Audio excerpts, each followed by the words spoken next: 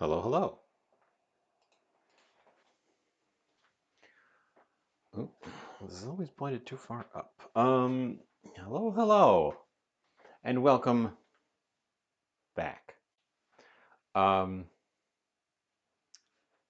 I always look over there, sometime near the start.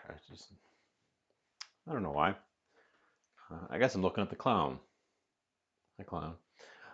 um, hello, hello. So last time I said I was going to start using up stuff from the old freezer.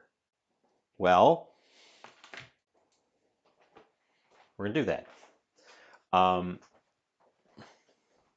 I got, quote unquote, beef for sandwich steak.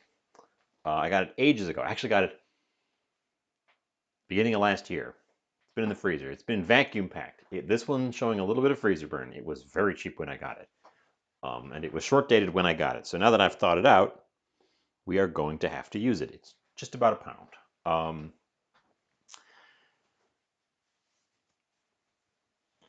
And I guess that's where I'm headed with this. End result in the title. I'm making a sandwich. I'm making a Philly cheesesteak sandwich, but I'm Bulgogi seasoning the beef, which is going to be strange because we're not putting cheese in it. Um, and then because I don't think that's going to take very long, and because I want to test run a game, I think afterwards I will take us into the other room and fire up a game that I found that I want to try out, see if it works. Or maybe I'll just do it in here because I've got the second screen in here. Open question. We'll deal with that when we get there. Who knows? Maybe we won't have time. Maybe this is going to turn into a disaster. It'll take too long. Um, exciting stuff. Exciting stuff. Uh, dust the. So I'd like to magic eraser the surface to clean this off because I get lots of little stains in here because I use this all the time. But it leaves this really thin, like powdery residue on it, which is probably the magic eraser itself breaking down. Or it's the surface being abraded and forming a dust. But I always have to remember to wipe that part, wipe it off twice, wipe it off and then wipe it off again after it has dried. Um, Also, I don't know what I threw away in my garbage. My garbage is just right off the side here. I don't know what I threw away in my garbage, but it has a stank to it. It's a good thing tomorrow morning is garbage day because then I can take this out and get rid of it. I don't have to live with it any longer. But gee whiz, something developed a stank in there. Um, something. Okay, let's get rolling.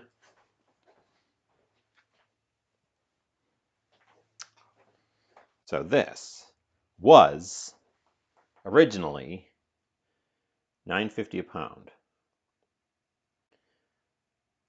I believe it's more expensive than that now. I think it's just straight up $10 a pound. When I got this, it was two of these vacuum packs together in another container for like $8 for the pair of them because they were trying to get rid of them. So that was a good deal because these vacuum pack things freeze really well. Now this one has been in there since then, and it's been a little bit. March 7th, 22. It's been in my freezer since the beginning of last year. And they don't keep forever in these packs, so we're pushing out the boat, or pushing out the limits on this thing.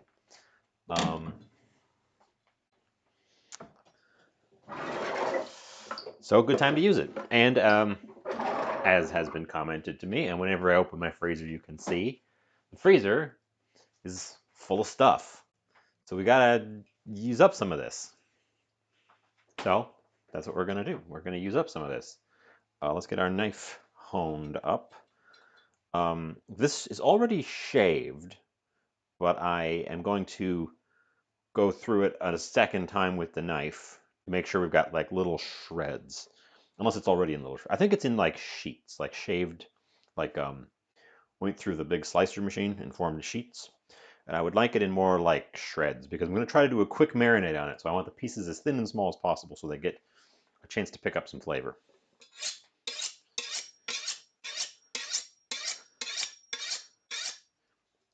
Am I muted?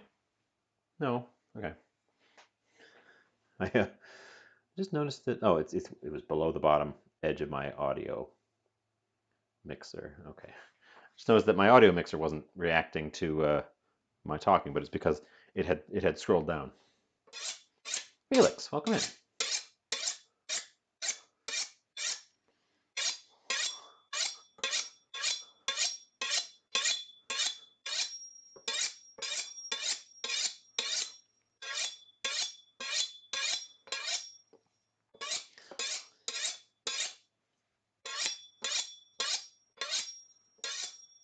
As for the game that I have found that I would like to give a try to, it is called, and we'll see what the time looks like.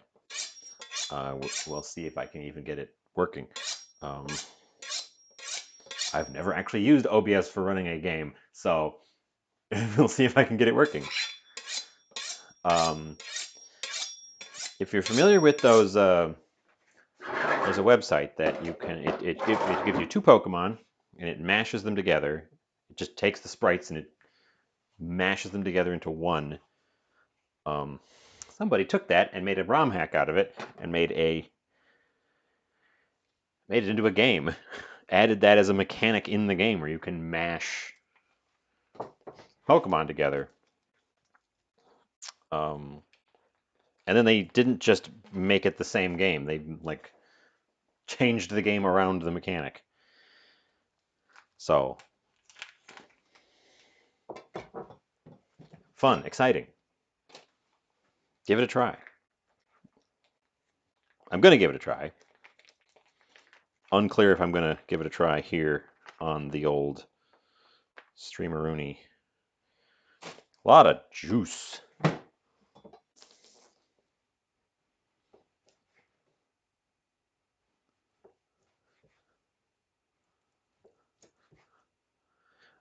The juice is probably from the fact that this has been sitting in the freezer,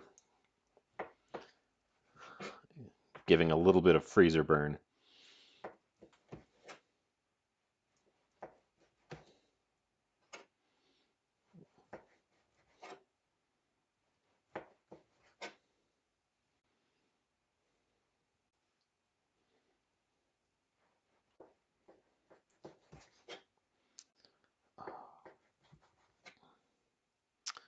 So how's Tuesday going? My Tuesday was unexpectedly warm. I put on a coat when I went out this morning. I had errands to do because I didn't do errands yesterday because we had freezing rain. I'm gonna get a towel quick and catch that drip before it drips. We had freezing rain, so I put stuff off that I was gonna do yesterday, and I did it today instead. But I put on a winter coat because it's February, and then it was hot, and I was sweating. I ended up ditching the coat. So we're back to it being too hot in February. It was well above freezing today. Okay, a little bit less juicy. I'm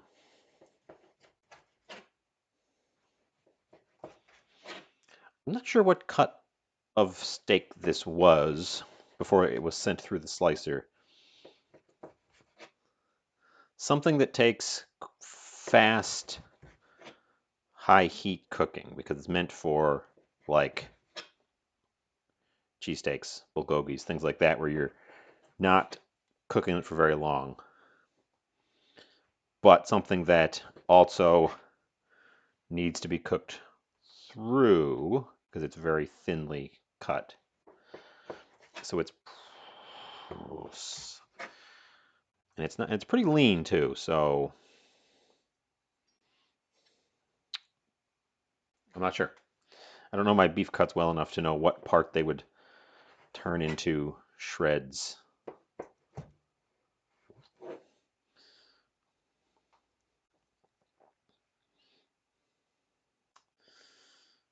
Speaking of shreds, that chunk didn't cut. There's a little tough nugget right there. Get cut, tough nugget. There you go.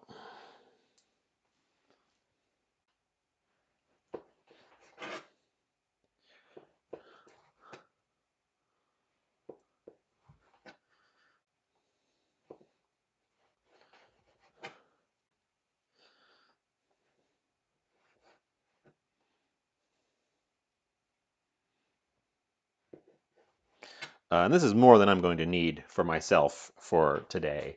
So there'll be leftovers.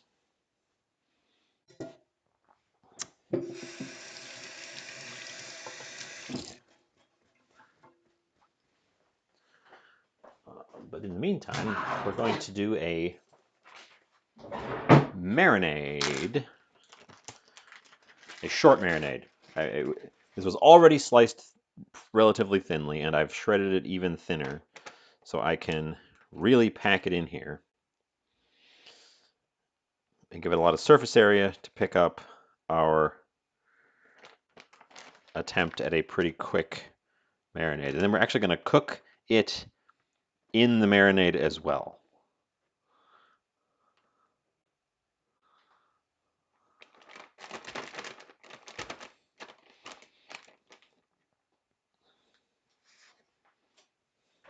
Okay, get that out of my way and wash our hands. I should have rolled back the top edge of the bag to ensure that I didn't get any meat on the outside of it.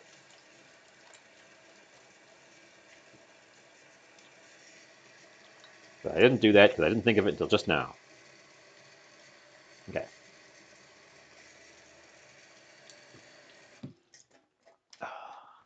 I had thought about doing the revisit of the potato candies right away today, but I decided not to because I still haven't worked through the previous potato candies. They're still there, and I figure I shouldn't just load up on candy. Whenever I have sweets in the house, I eat too much of them, so I shouldn't provoke my own sweet tooth if I can help it.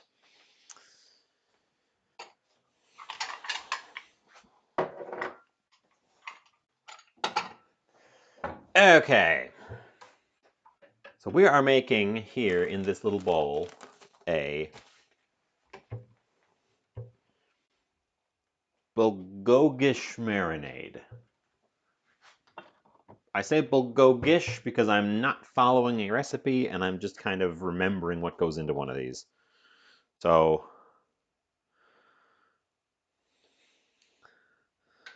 some molasses. Stop dripping. Molasses is so sticky.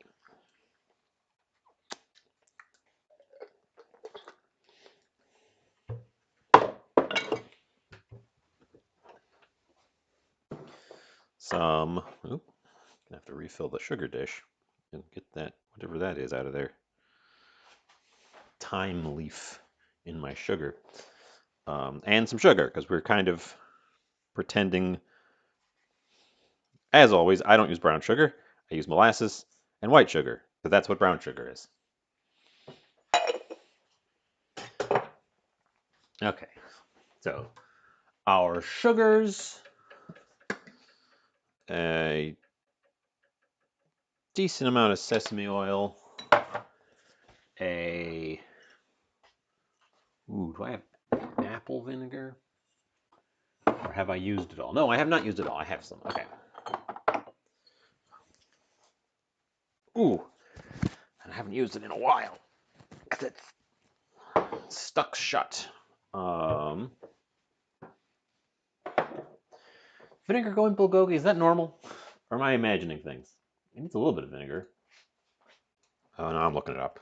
I was going to do it from memory.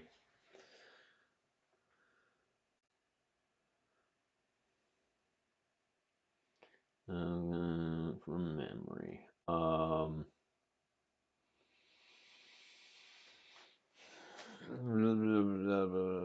Mirin. But no vinegar. Okay. I guess I was imagining things. No vinegar.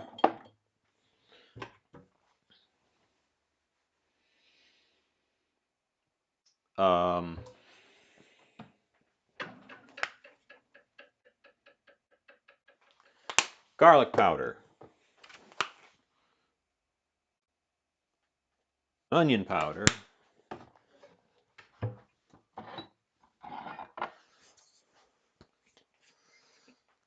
Soy sauce.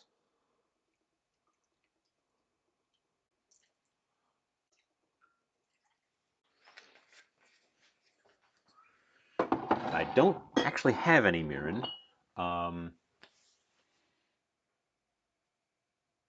I hope that doesn't matter. I do need ginger.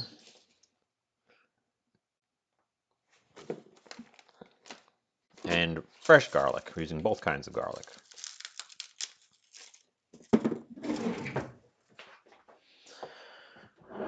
Garlic. Garlic peeling tube. Oop. Get my scrap bucket open.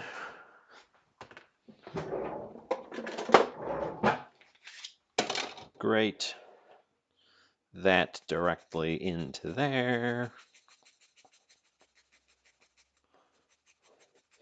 I think we're going to have to use ground ginger because I have ginger, but it's really kind of dried up.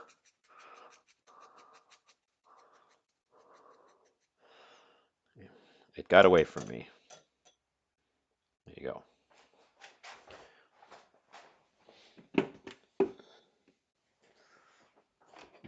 Little scraper. That's not the little scraper. The little scraper.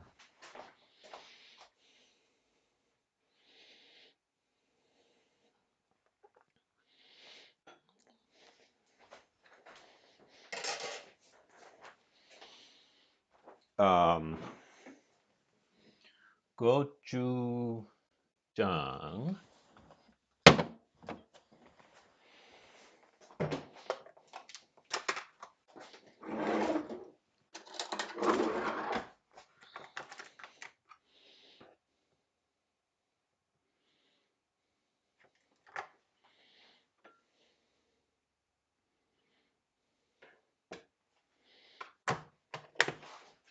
Boy, leaving the plastic on the gochujang really was the secret all along.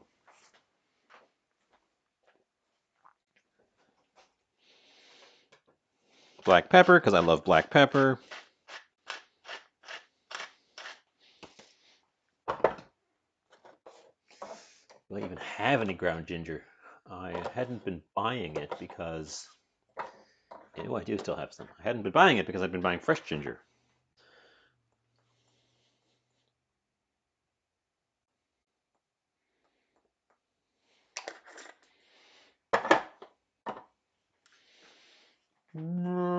That's everything, I think. The things I put in it.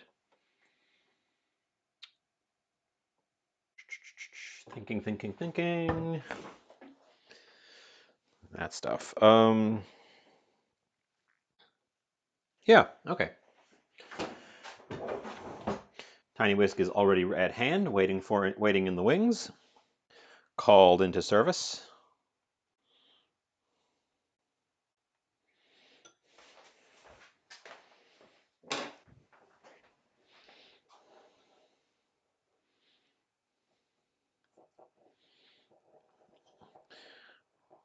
Tiny whisk until everything is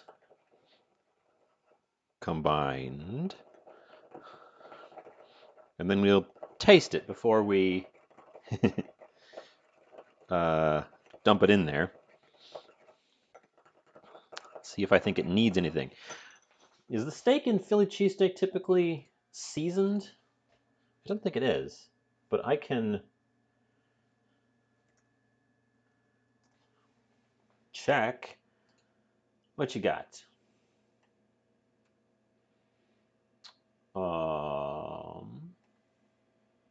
Blah blah blah.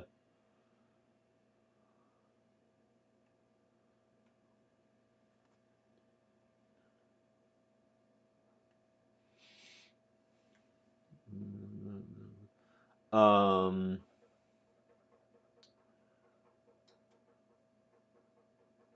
no.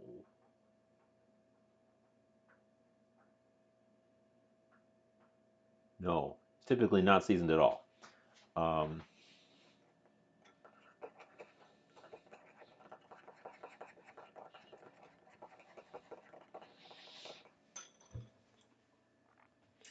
yes, yes, I know. Tiny whisk. Everyone loves the tiny whisk. Um, I don't yet have instant emote uploads unlocked, so emotes go through a approval process of an unknown number of weeks. Because Twitch is weird.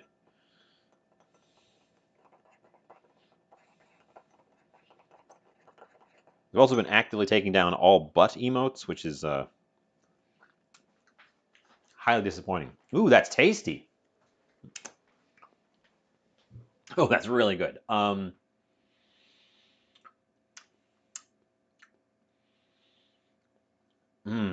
You know what would improve the taste? This stuff. Seasoning. It says right there. Improves the taste.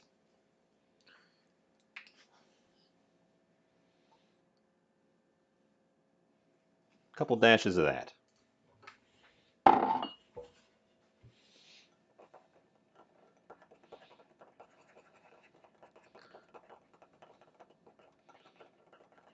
Hope that's enough for that volume of meat. Taste. Improved. Not a ton, though. Just a little bit.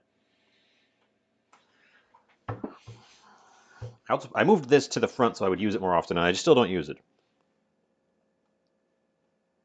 Fish sauce. I've got the dregs of a bottle of fish sauce that I'm trying to use up because I bought a new one.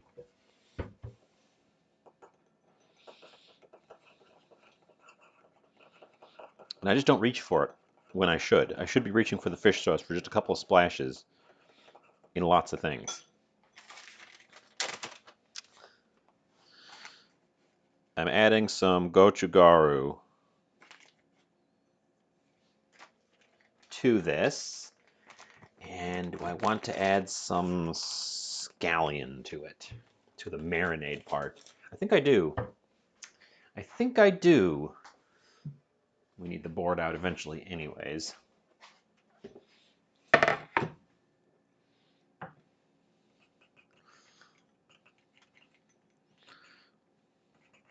So I had always thought that gochugaru, the powdered, the dry Korean chili thing, would be the more spicy option between it and gochujang. But it's really not. And it's not just the same flavor. It's quite a different flavor. It's much more bright, in my opinion, whereas the gochujang is a savory and has a lot of depth.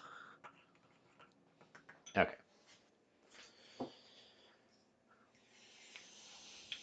I am ultimately going to give this just a little bit of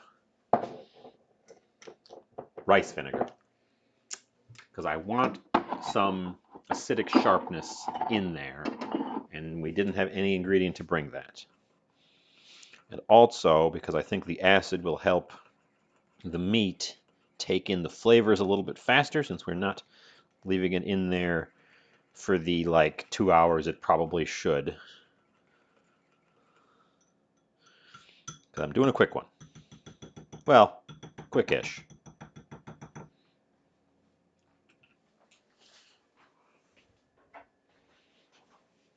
Okay. Pour your marinade into your meat bag.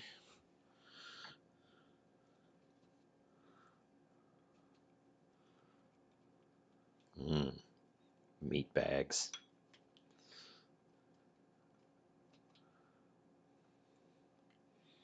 And as I said, we will be also cooking it directly in the marinade when we get to the cooking part. But let's do what I said and throw a scallion in there as well. I've got one handy. Need a new knife. The other knife has meat on it. Save the roots. These are quite robust roots on this one. That might be a good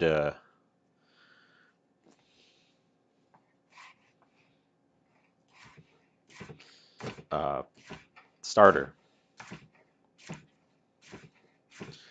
I'll have to find room to plant it. My green onion stuff in the front is getting full up. Oop. An ad approacheth. We're throwing that in there, and it's probably also going to just get cooked with it. Well, I mean, it's definitely going to get cooked with everything else. So, to get the most air out, you squeeze it up until there's no air bubbles down below. And then I like to do this sort of roll. And then you can massage the whole thing to get. There's no air in there now. Well, there's probably a smidgen, but there's very little air in there now, which is what we're going for. There was no doubt a little bit caught in between things, and a tiny bit at the top that never quite gets fully out unless you have a machine.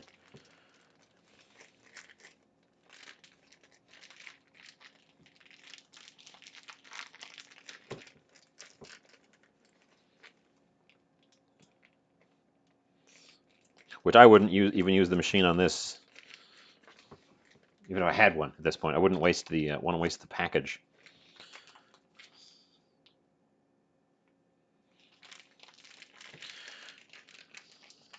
See if I can't really break this up and get the oniony parts further down in there.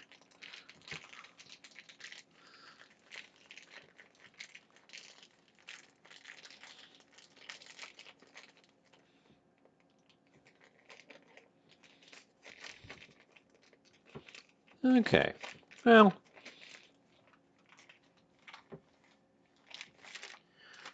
good enough.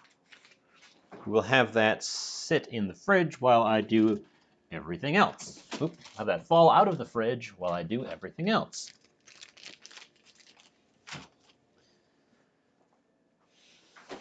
Tiny Whisk, you have done well.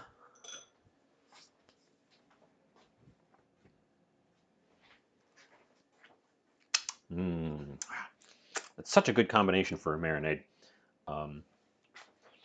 Those Koreans, they really know what they're doing.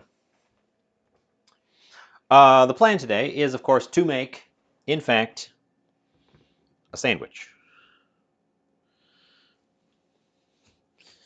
In the style of the Philadelphia cheesesteak sandwich. To that end, I need green pepper. Oop.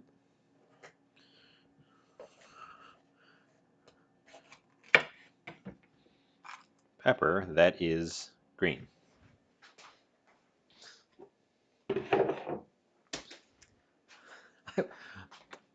That brings an anecdote to mind. I was watching food video from a channel that does not, cooking is not the main thing. They were following a recipe from a book as content. And the recipe in the book called for a green pepper. And this person was confused because I guess they didn't know that a green pepper refers to a green bell pepper. And so they purchased a variety of peppers that were green, not knowing which one was supposed to be the green pepper, because there are many green peppers. And a serrano is very different from a bell pepper, is very different from a shishito, is very different from the bright neon green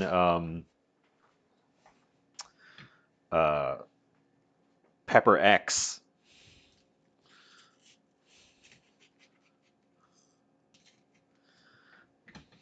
And it never occurred to me that you'd have somebody who's like took such a direction, such a phrase in a recipe so literally of, oh yeah, a green pepper. Just any pepper that happens to be green.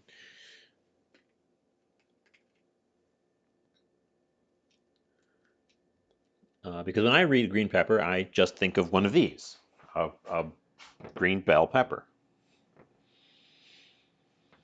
Because any other kind of pepper will have the name of the pepper.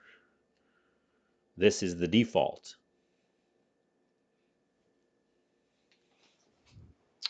Just an interesting anecdote.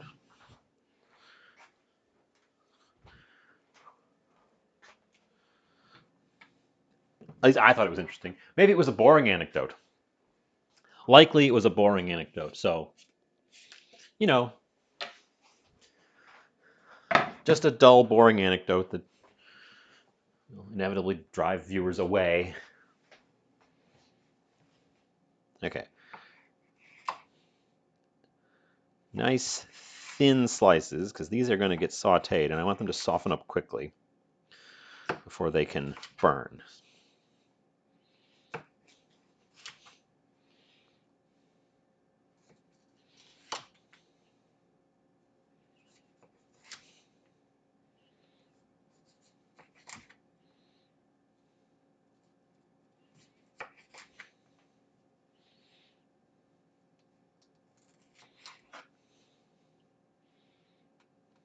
That is going to be annoying.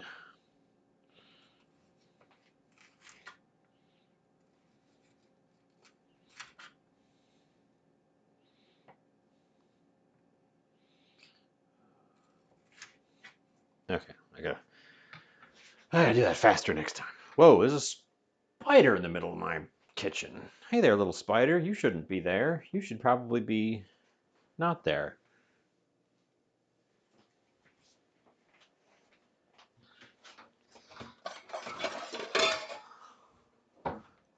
One of those dangly spiders dropped off the ceiling. It was just dangling away right in the middle of the kitchen. Try to do that same thing, but faster.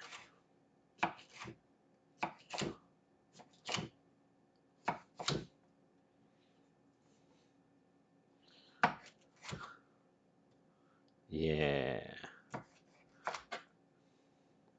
Yeah. Yeah. Okay. Yes. Much faster.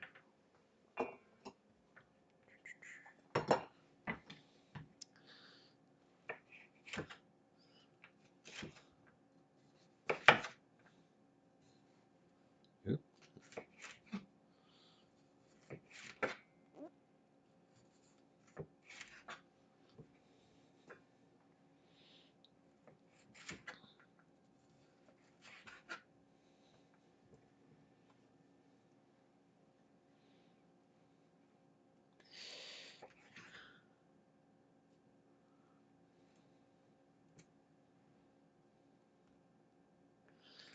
Sometimes the shape of bell peppers frustrates my efforts to cut them in the way I want them.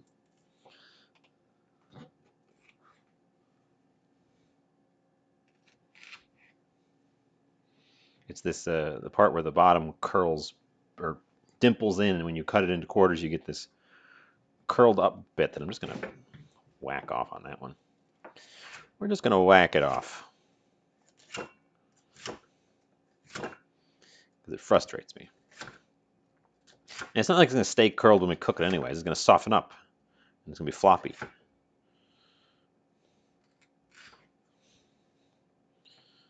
Whack it off now before it goes all floppy.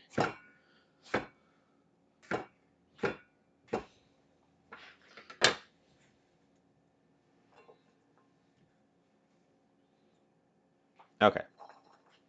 And then I want approximately that same amount, but in onion. And specifically, I've got this. I picked up this white onion ages ago for something that I ended up not using it for. So it's been kind of just sitting around. Because it's so big, I don't want to use it for like a normal onion stuff. So today's the day. Gonna start by slicing up half of it, see how much that is. As you can see, it's tried to sprout on me because it's been sitting in there. So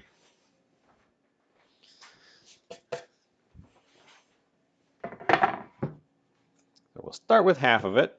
The onions are, of course, solid to the middle, unlike bell peppers. So you pick a smaller onion than the size of your pepper to have equal quantities.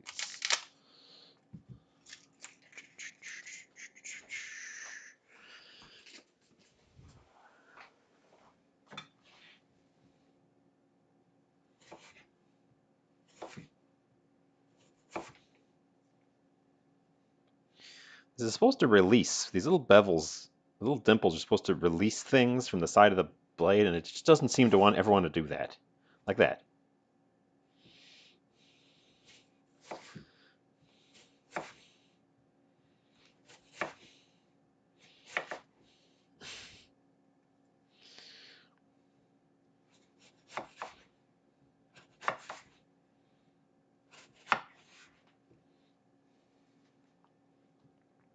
Okay. Again, a nice thin slice here. Slicing them as I would if I was planning on caramelizing them, but we're not taking them as far as a caramelized onion. We're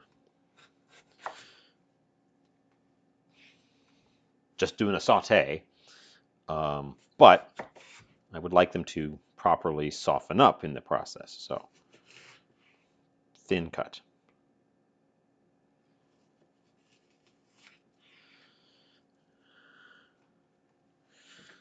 That should be just about the right amount.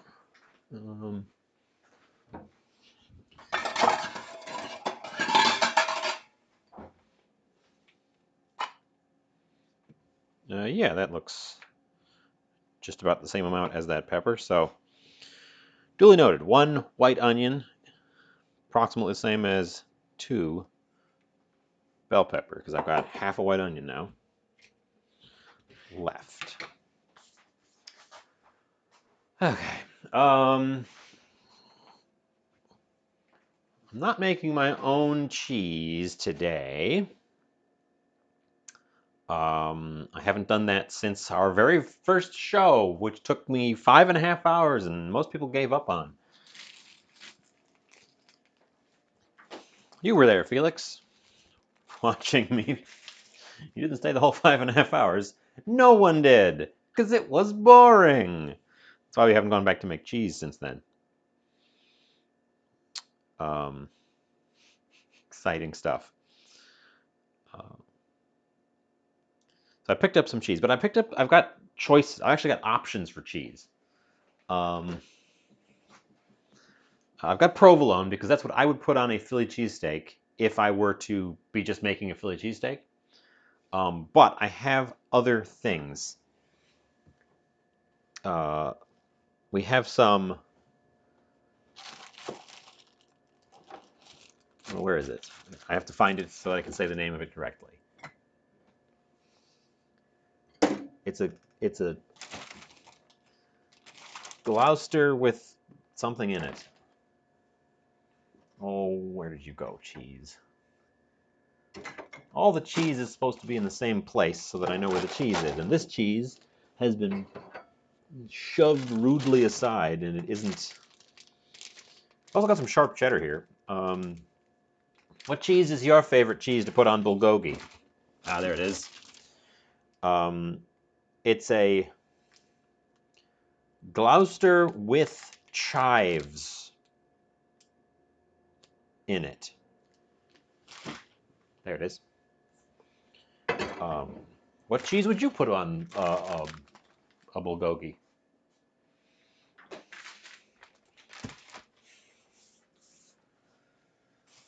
Also, not making my own bread. I bought French bread.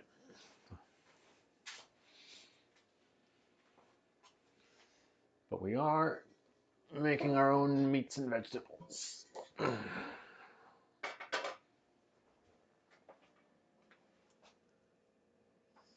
I know Philly's supposed to have cheese whiz, and I didn't get cheese whiz.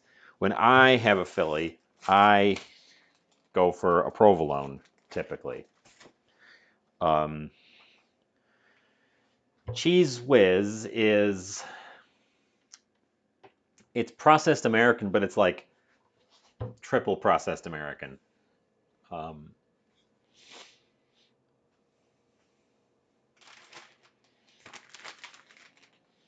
but also, we have other flavors going on. We've got all the bulgogi marinade, so I think that the triple processed American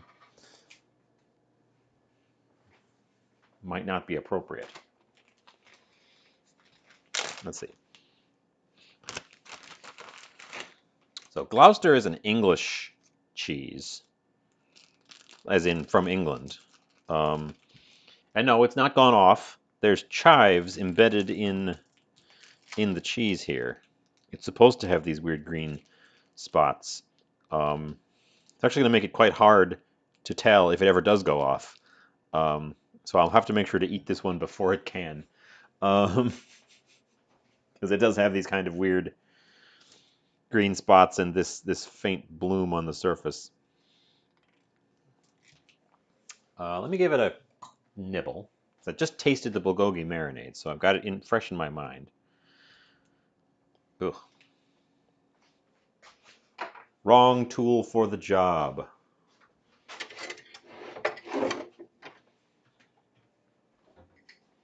This is the tool for the job.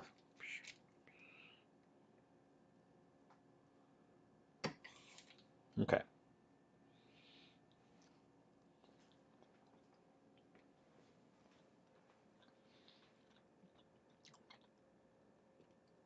Tangy, sharp, nutty, a little bit of texture from the chives, which aren't really giving me much flavor.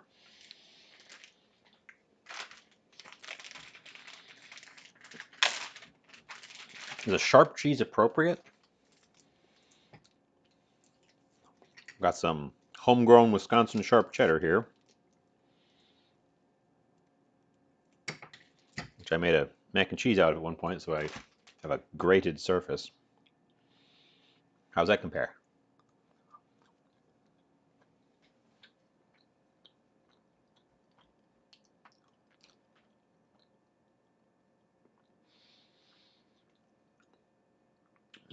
It's a medium sharp. It's actually considerably less sharp than this Gloucester. And kind of, honestly, it's kind of flat.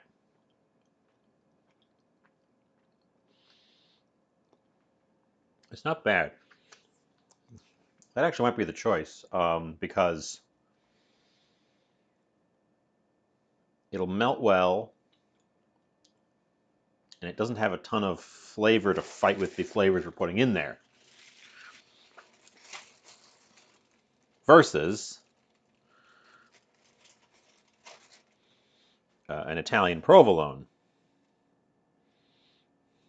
Well, an American brand that makes Italian style cheese in the style of provolone.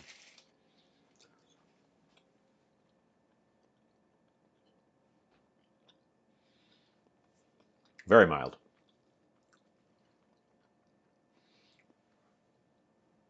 Sort of a funky aftertaste. I don't think the funkiness is actually what I want. It's an unaged provolone. You know, a smoked provolone probably would have been really good. Because I could have added that smoky flavor into the beef.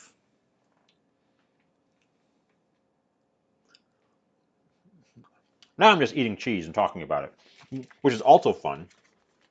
Subscribe if you want to watch me eat cheese and talk about it in non-specific terms. mm. The Gloucester is really good. I think the Gloucester would be wasted on the sandwich as well, because it's got a lot going on by itself.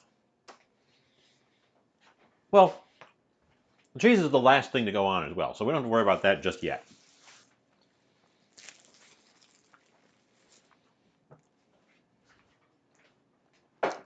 Keep my cheese slicer handy.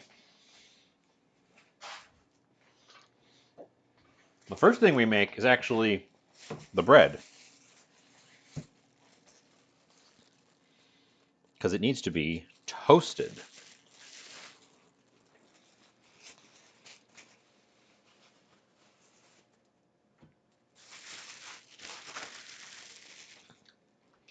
I still have not attempted a bread like this on my own. My homemade bread is always a boule, not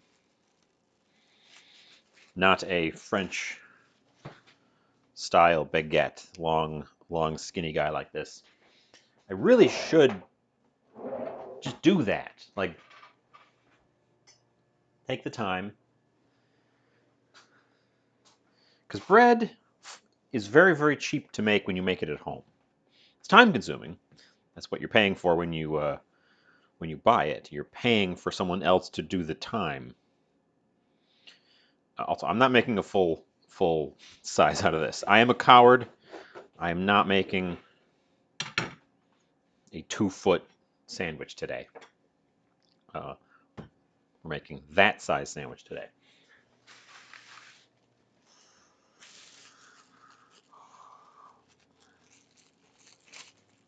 We'll put the other half away.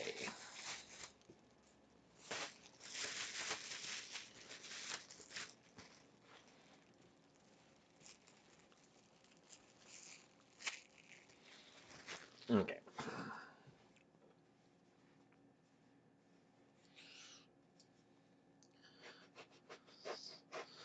Split us in half the long way, all the way through. No hinge here, because I want to flat toast these sides.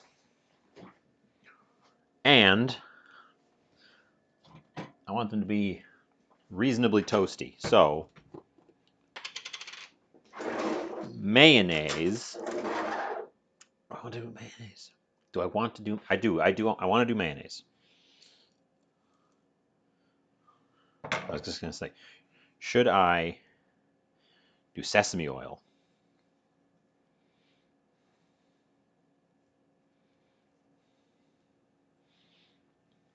And I almost convinced myself to douse the cut side here in sesame oil for toasting. But then I talked myself out of it. Mayonnaise.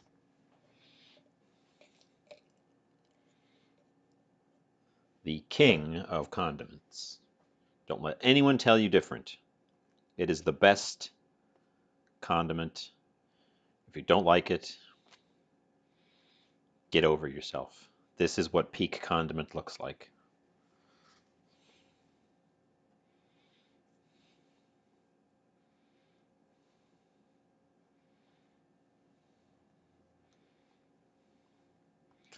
And this is a fun thing for most toasted sandwiches. Toast the inside of the sandwich. I have some pickles. There can be a side. Also, welcome in.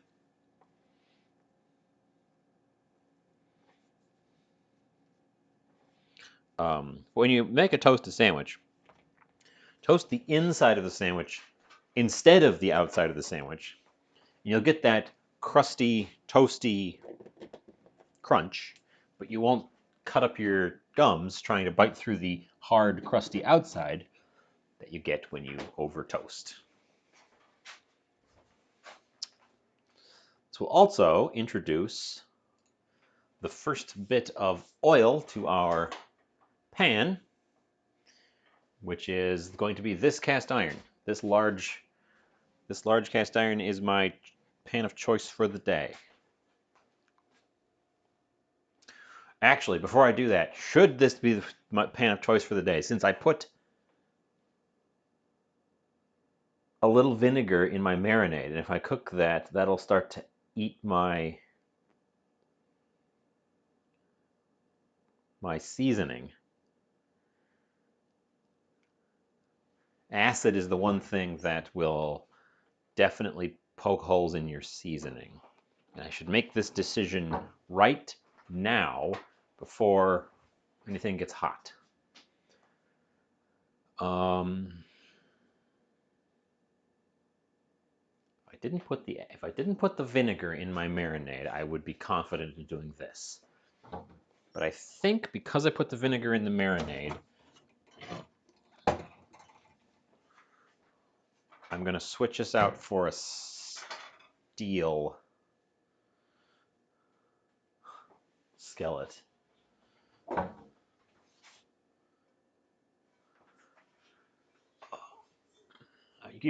You can't see these. They are in every way the wrong places for the cameras to see. But all my cast irons now have hooks, so they have places to live, and one of them is right here. They all have places to live around the stove now, so that they aren't just in a stack that I keep moving around because it's in the way.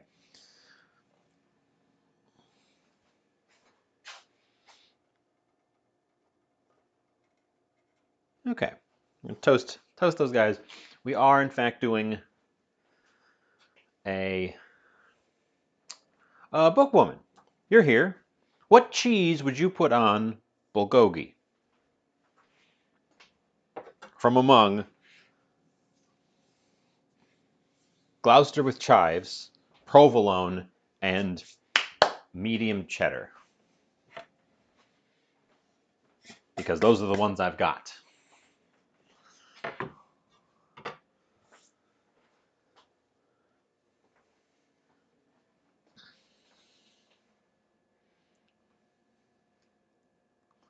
I suppose I do have others. But they don't melt very well, so they wouldn't be very good for the sandwich, is the thing. I have cotija. I actually have some paneer. Paneer definitely wouldn't melt. I don't have any Cheese Whiz. That's what Felix said, was Cheese Whiz, which is the traditional. But again, that's for a standard Philly cheesesteak. Our Philly cheesesteak is Bulgogi seasoned beef.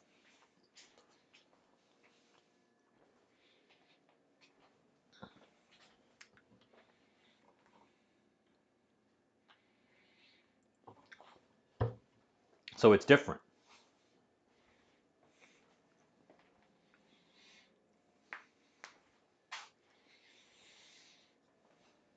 I am going to put the Gloucester back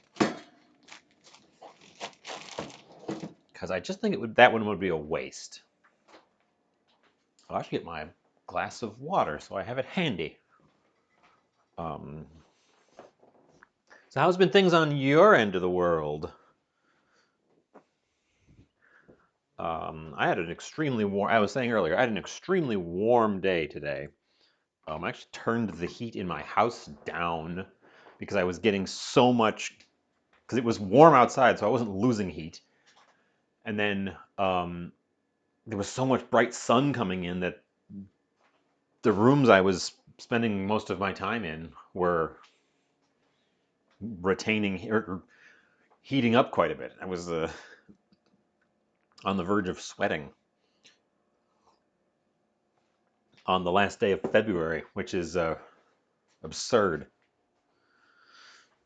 Frankly, just absurd.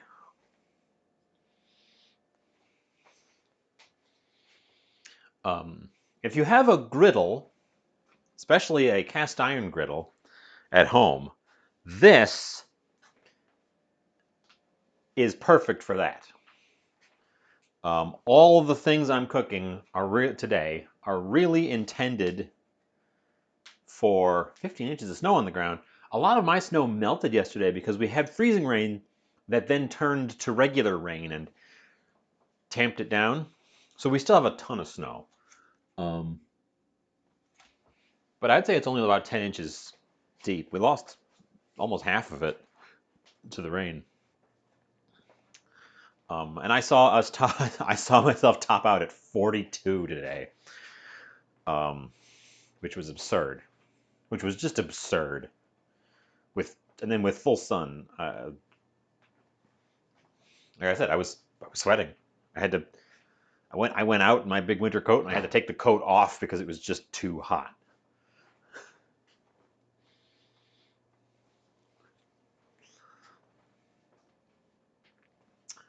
Um,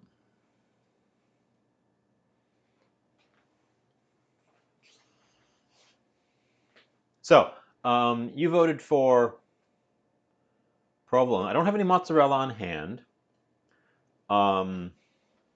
This medium cheddar would be closest to Cheese Whiz flavor-wise.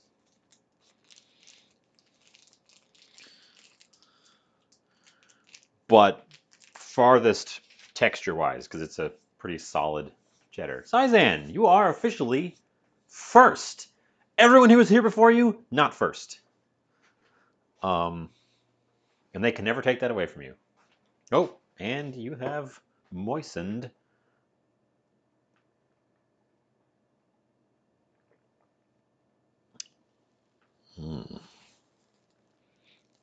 Moist. I just told you what kind of cheese I have in hand. We can come back over here. I've got provolone. I've got medium cheddar. I've got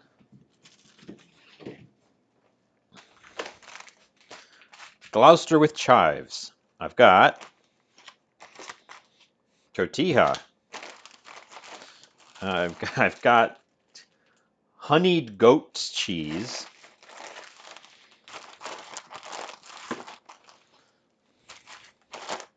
I don't think honeyed goat's cheese is the right choice.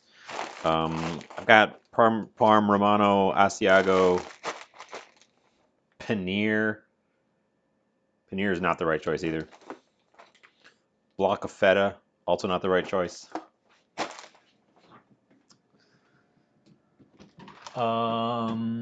What is this? It's a special.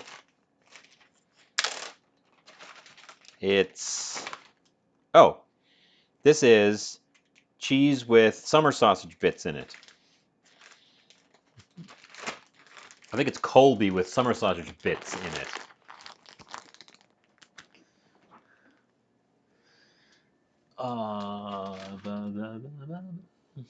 Those are all the cheeses I have on hand right now. And I had already vetoed the Gloucester because I thought it would be a waste of the Gloucester.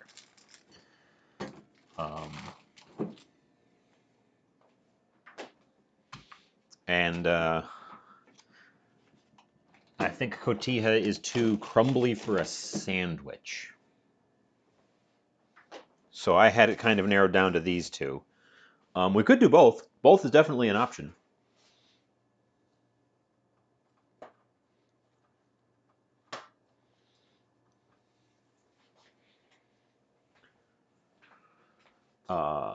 If we come over here and we check on our bread, that is what it looks like. Oop, and I briefly toasted the back for just a second there. I got a lot of everything. part of what we're doing today is using stuff up because I've noticed, and you've noticed, and everyone's noticed, I've got a lot of everything. we're using some of the meat from the freezer and some of the cheese from the thing. Because even though I bought it all on discount, if it goes off, then I didn't save money.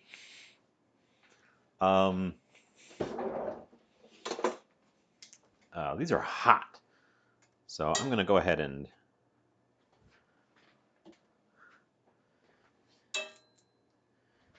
get them off of there. The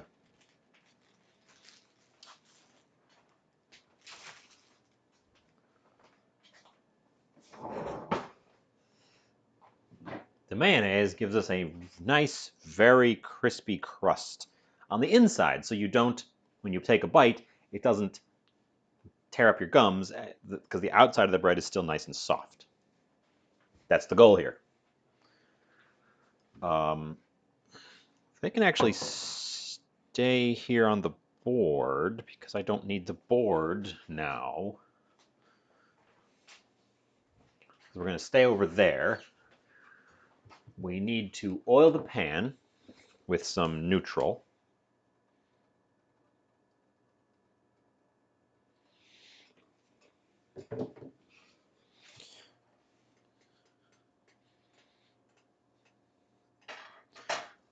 Temperature down a little bit. I always have to remember steel pan's a little bit lower than the non-sticks because they heat up faster. At least this one does. And I'm going to not just use neutral, I'm going to give it a dash of sesame.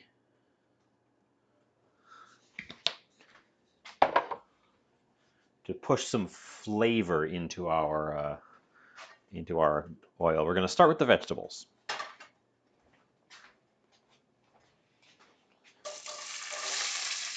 Ow!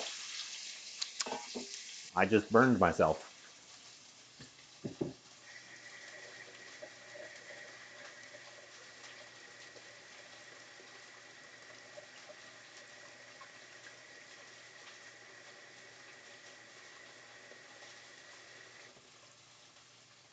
Ow.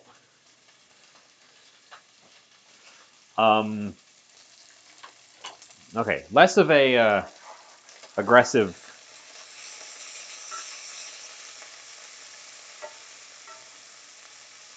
Bit less aggressive when you're doing this. Splash a little bit of the oil on my hand.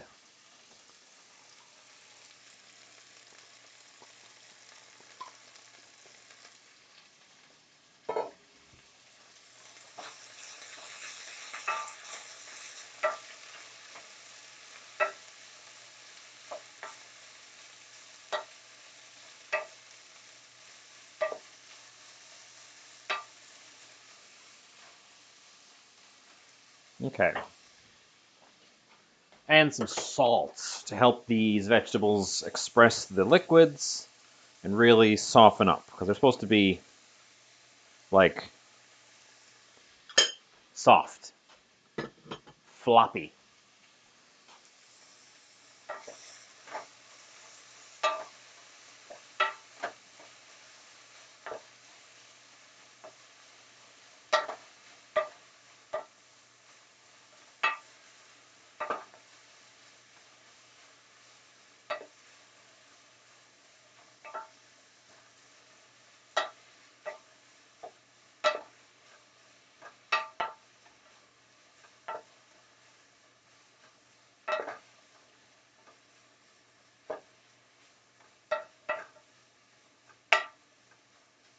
And yes, I'm making way more than I need. This would have been a good day to have a friend over to share this with, because I could probably make. I could reasonably probably make 3 sandwiches out of what I've ingredients I'm working with today.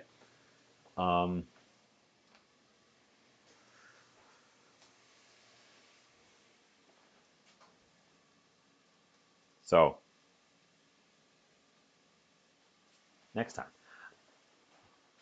Also, I keep getting invited over by my friends to their places to have lovely meals and hang out. And I never return the favor.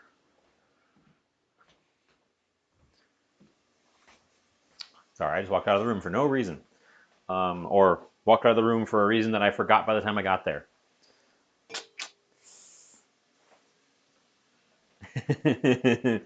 um,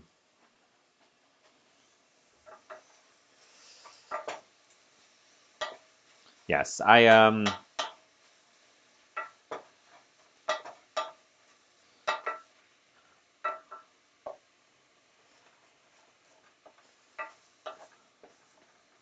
I'm aware that I've already said the solution to the thing I just said in itself.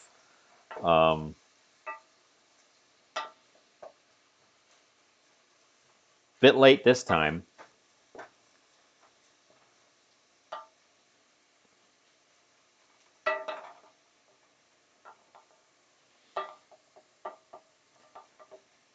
Now that the weather's turning nice. Yeah, exactly. Exactly. I burnt myself a little bit. I burnt myself today. Um, bring your chair. Bring chairs.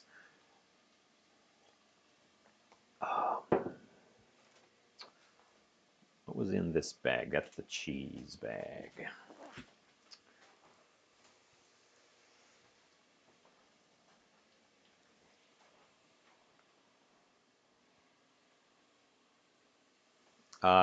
So the peppers and onions here are going to take a little bit longer than you'd think because we really want to drive the water out of them and get them softened up. And the onions will go pretty quick for that. The peppers will take a little bit longer because they're a little bit more robust. But it's okay to overshoot the onions a bit because then you start to veer into the caramelized onion stage. We're not going all the way to caramelized onions today, but they'll get a little bit closer. They'll sort of sweeten up.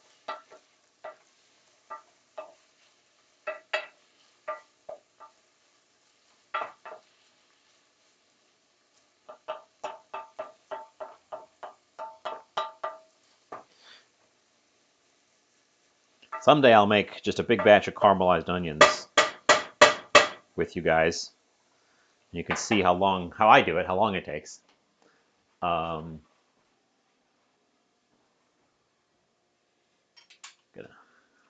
take this opportunity while that's sizzling away to put a couple of my clean dishes away because we're going to inevitably produce a bunch more. And as long as I've got a moment of downtime, I should probably tidy up.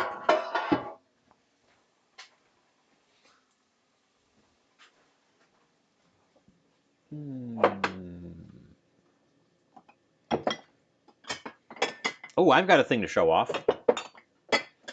I found these at the Goodwill.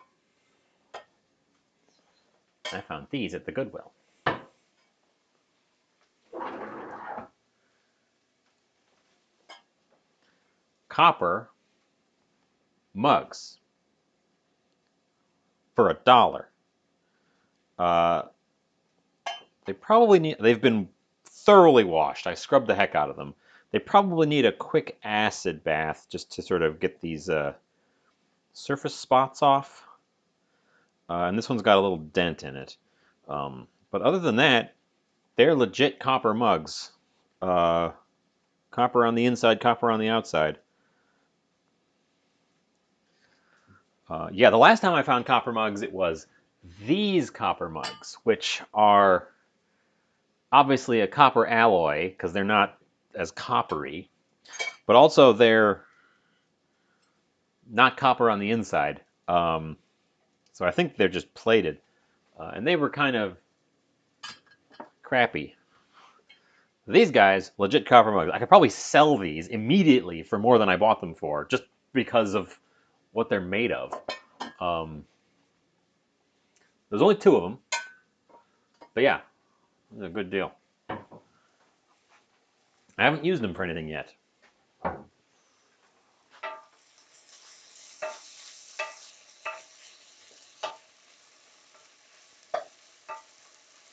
Okay, these are coming along. I probably could have done that whole onion because of the way it's going to sort of shrink up in here. But there's also onion in our meat, so we're going to have more onion either way. Yeah, I don't buy as much stuff from the Goodwill. When I was stocking my cupboard with things, I was going there much more frequently and buying like glasses and bowls and things like that. Now I still swing by, but I'm much more looking for special little things. Always keep my eye out for more ramekins. Those don't last long, so you really got to catch them.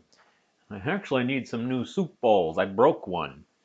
So I'm down to just 2 bowls, and they don't match. So, well, I'm down to 2 high-sided soup bowls. I've got a whole bunch of other kinds of bowls, but okay. Temperature back up a little bit. See if we can't get a little bit of browning around the edges before I take these out of here. They are nice and slippery and floppy.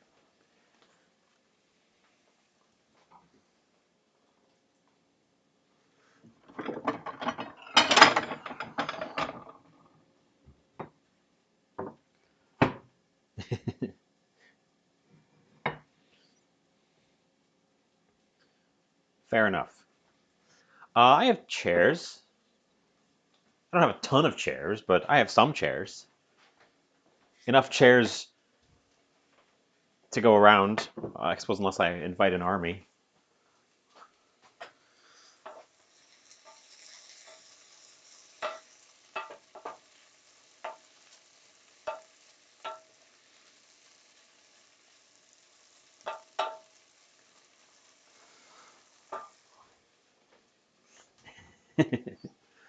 um,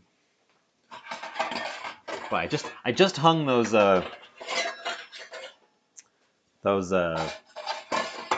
cast irons today around the edges, and I'm still getting used to them. I see the big dark shape out of the corner of my eye, and I'm like, "What's that?" Oh, that's right, cast iron pan right there.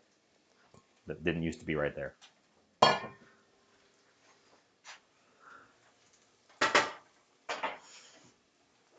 I'm using the wood here because I want to be able to scrape. I'm using the wood. Oh, I'm on the wrong side. I'm using this wooden guy because he's got a straight edge and he's pretty sturdy, so I can really scrape the bottom. Now, none of this was sticking, but the meat is definitely going to try to stick at some point.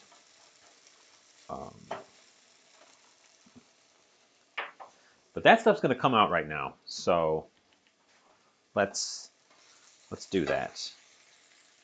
Actually, before I get another one of these dirty, I can just use the one that they were already in when they were raw, because all it had was raw pepper in it.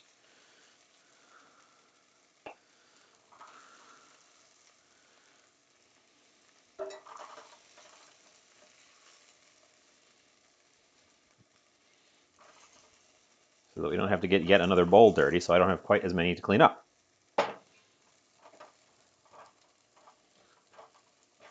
Now you're thinking with portals.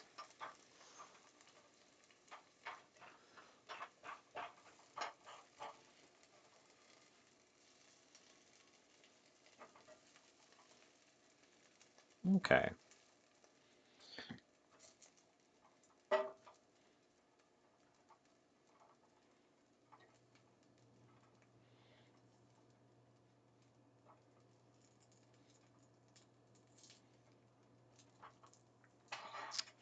Okay, I'm going to leave those little sizzly bits in there. They can keep sizzling. They won't hurt anything in the process. I will put a bowl over the top of that bowl to keep the steam in there, keep those guys warm. This pan is hot. It's sizzling. It's already oiled. And it's got some flavor in it. This is the perfect time to add a big chunk of meat.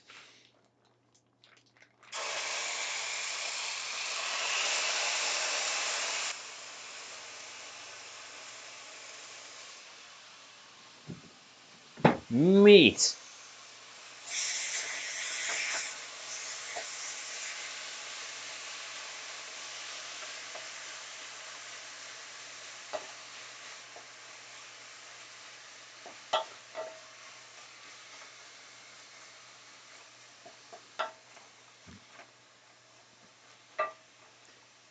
I think we did a pretty good job of getting it to soak up the marinade. There wasn't a lot of excess juice in there, and all the bits of meat look pretty well colored brown by the brown stuff in the marinade, which was soy sauce and molasses. We will salvage every little bit of it that we can squeeze out of the bag. And I have a plan that I think is clever, but maybe it's like, oh, everybody does that, for deglazing this when it inevitably starts to stick to the bottom.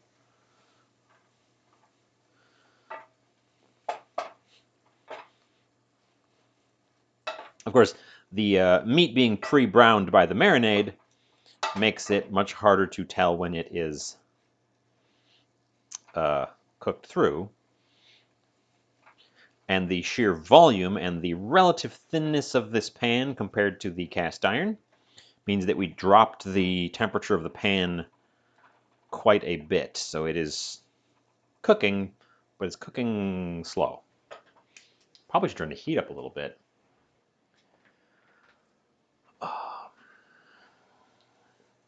Because we want that to be pretty blazing hot when we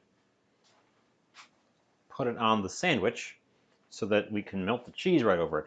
So while that's getting started, I'm going to prep our cheese. Zez? Yes. It's decided. It's decided we're doing a two cheese. We're going a two cheese route.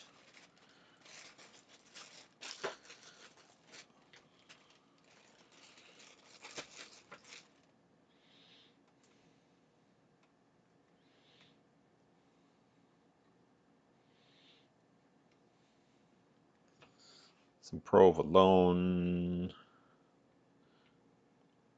and some medium cheddar. That was what we decided on, right? I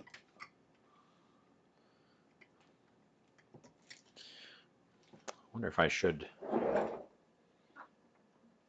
be using the cheese plane on this instead of the slicer.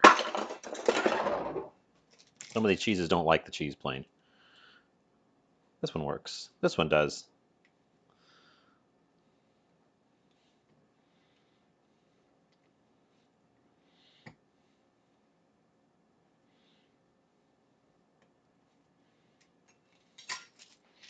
It's the cheesiest.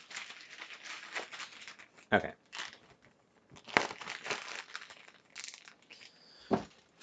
Put my cheeses away.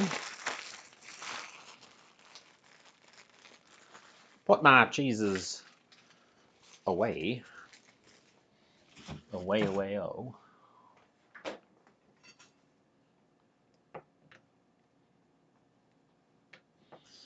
And the slicer and the plane. That cheese slicer was also a Goodwill find, and it is one of my favorite things because it slices those cheeses that are hard to slice.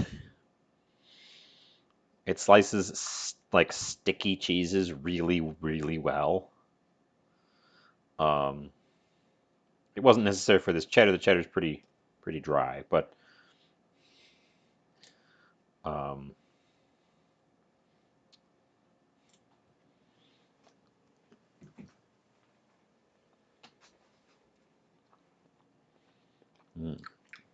I think it's gonna be a good combo. The cheddar's got a little tang to it.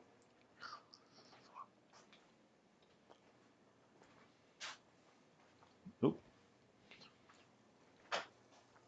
Our beef appears to have expressed quite a lot of water and is firming up. So we are going to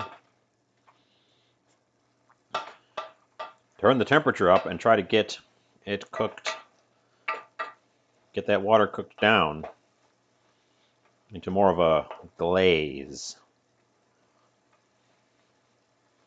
quickly.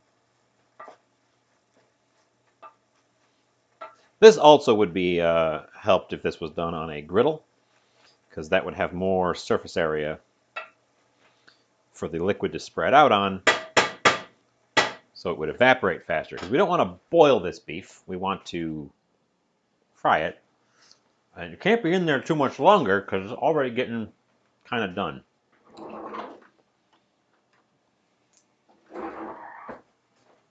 Getting out a chopstick so I can taste test those little nuggets in a sec.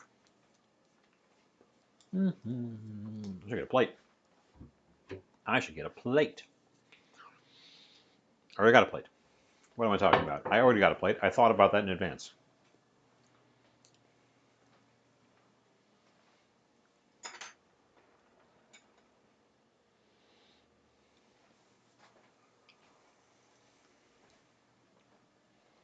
It's actually here and it's ready to go.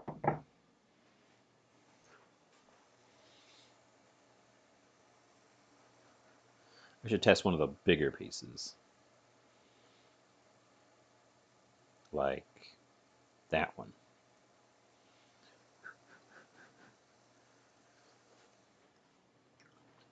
Hmm. Mm. Hmm. The Bulgogi marinade is actually kind of mild. Definitely there. I'm not losing it, but it's not as strong as I've made it in the past. And I think it's because I've made it with more meat than I've done before, and I didn't really account for that as much as I should have. Which is fine, because I got other things going on in the sandwich. And it's not, like I said, it's not getting lost. It's just not as assertive as it has been in the past. But the beef itself is just about perfectly done, so I should probably get it out of there soon. I just wanted to cook some of the juices down before I did.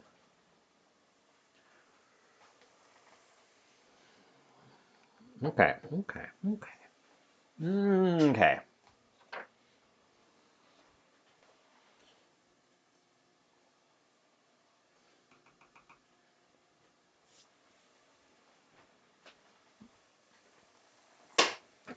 But turn it off before we get any major sticking on the bottom. Yeah. Yeah, that's what I'm looking for. There's no puddle in the bottom now. Okay. That is what I was shooting for. Right there. Right there. Add in 2 minutes. Let's snooze it. Push it out.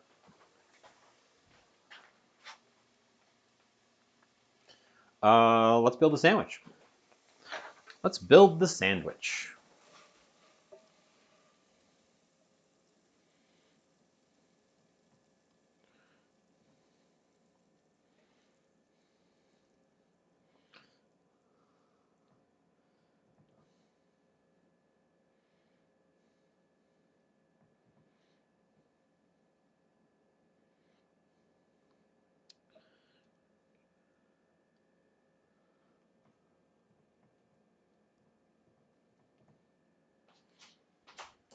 have, of course, more than I need, as previously mentioned.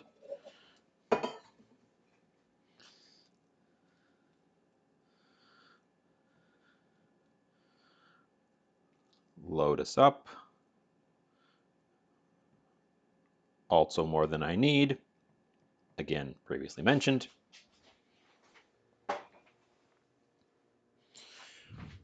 Dropped an onion along the way.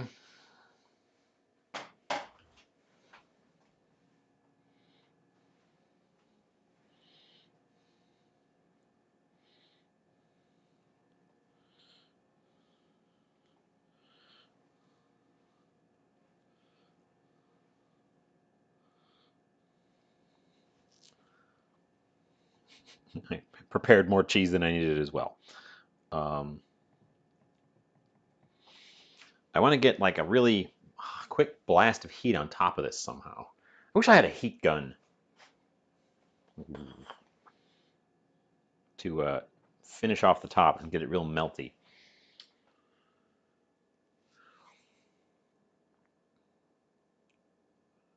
No, I'm not going to buzz it in the microwave. No, I'm not going to buzz it in the microwave. I'm going to... where's the little tray? Little tray. This is the tray from my toaster oven, which we don't use very often because it used to have a space on the counter, and then it stopped having a space on the counter because I had to put a camera there. But it's a teeny tiny little tray, making it easy to clean. And I'm going to broil it in the oven. That'll give me a chance to actually touch up this plate.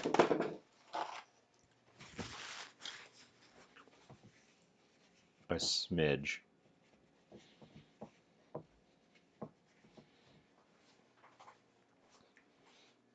We're broiling it in the oven. Just long enough to melt the cheese, which shouldn't take very long at all.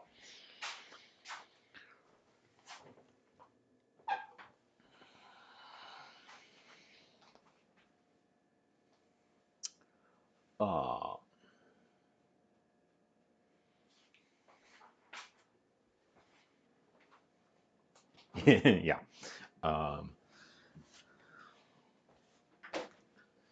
Get some pickles handy, because we are going to put a pickle on the plate with it.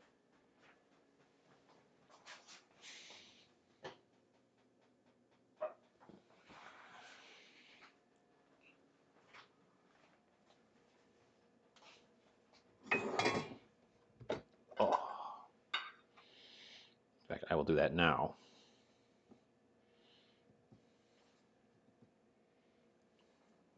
Pickle.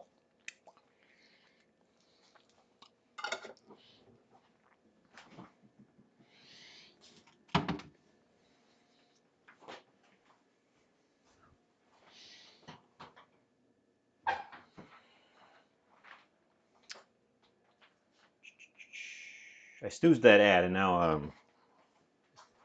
I ended up doing something that needs a wait time. It'd be perfect time to run an ad. I'm going to run an ad real quick. Bam.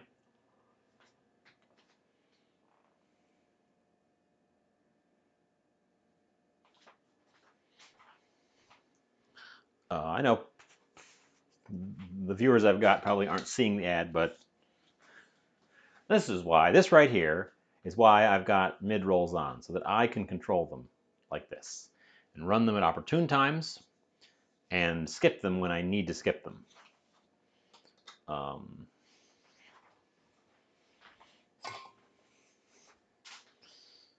Twitch promised changes to the ad system that would benefit streamers. Those have yet to materialize.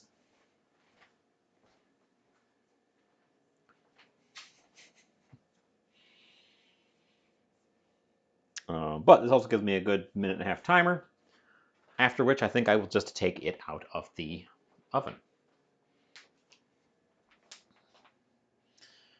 I will need a pot holder for that, and I'll just leave it on this. I really did burn my hand. That little red spot right there. Ouch. Ouch.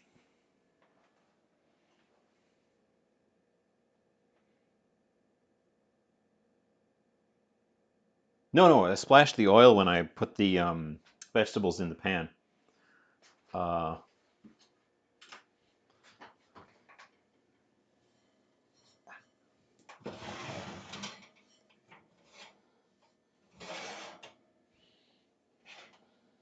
okay. The ad break is over, so we are back, and we are. Whoo, come on. Getting that sandwich on that plate.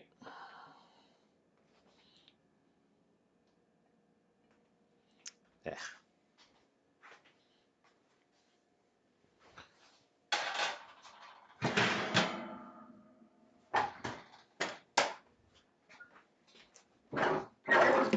Okay, nice and melty, but I want these little side bits to be on the sandwich a little bit more.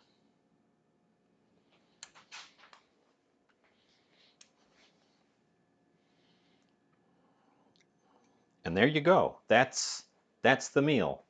I guess I'm going to save this extra cheese because I didn't need to prep that much extra cheese. Snacking cheese. Or cheese for the next time I make this with the extra everything else I've got.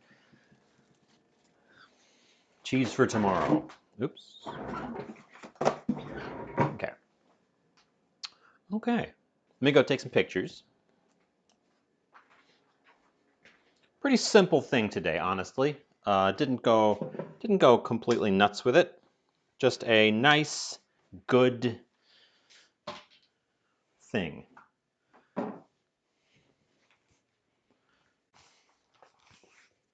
Combining some flavors I like. Getting it done in a reasonable amount of time.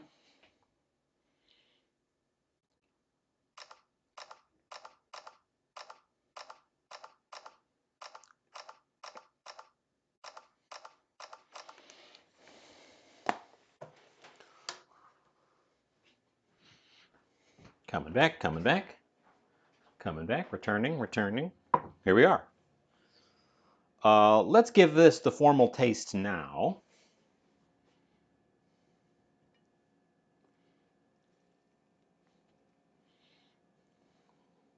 For a sandwich like this, a pickle is necessary, because it's going to give us an acidic, tangy counterpoint to this oily, meaty sandwich. I get down on a knee here.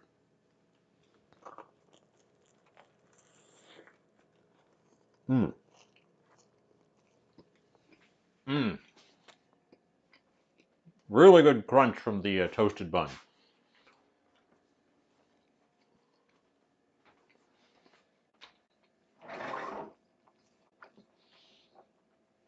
Mmm.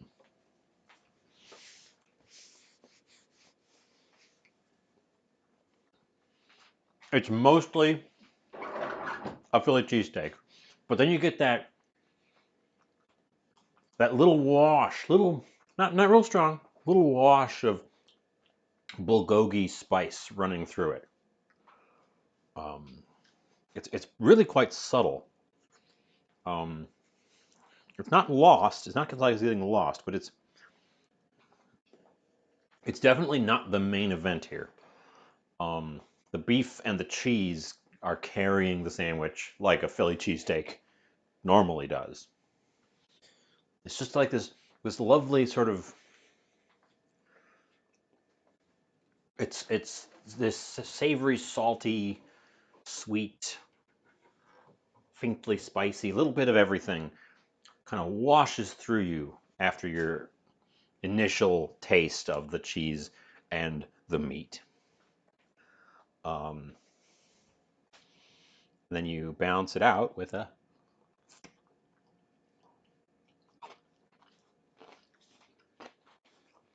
Nice, sharp, acidic pickle. Lovely. Lovely.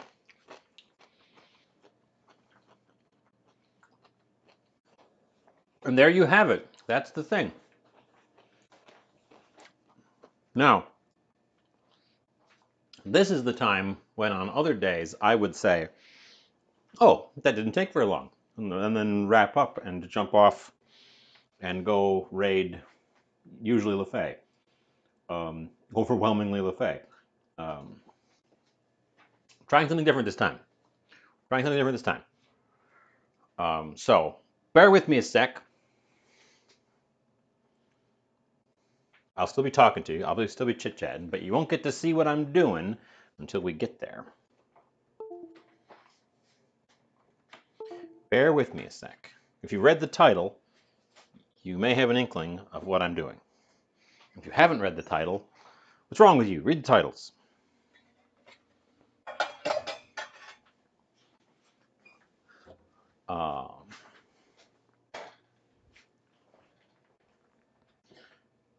I, of course, operate from a laptop, so we're all plugged in, but the PC itself is portable. And we recently discovered that my Wi-Fi connection is strong enough that I can stream out on the Wi-Fi. And it works. And we don't have to run a line into the kitchen for it, which also means that I can move rooms pretty securely.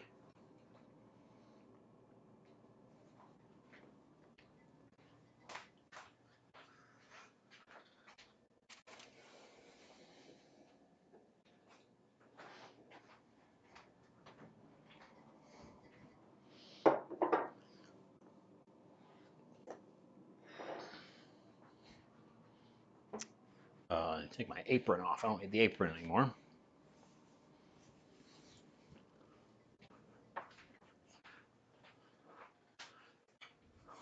Okay.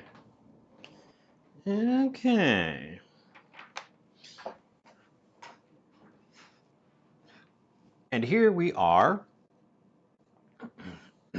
in the other room with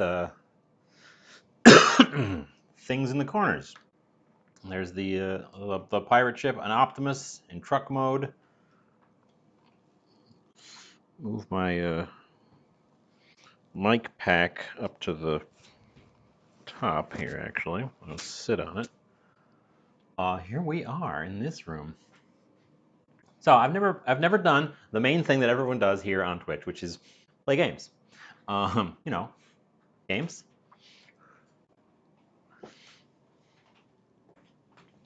Speaking of games, I'm gonna need to fix the sound real quick because otherwise we'll have an echo, and that means the headset.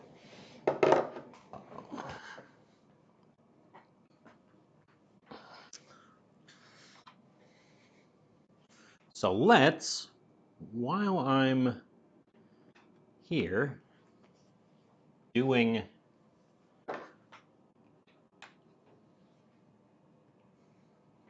this, while I have some time, let's try a game. And let's see if I can get the sound correct. Now the Switch is in the room behind me, the room behind me. We're not doing a Switch game, we're just doing a PC game. If you're not here for games, if you're just here for food, thanks for hanging out. That's the end of the food.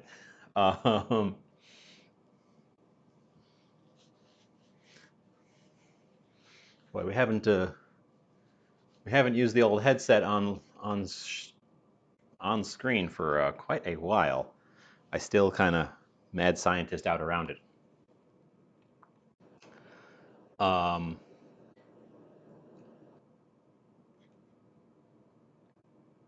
But let's close a bunch of tabs. Fire up a thing. This needs to be on.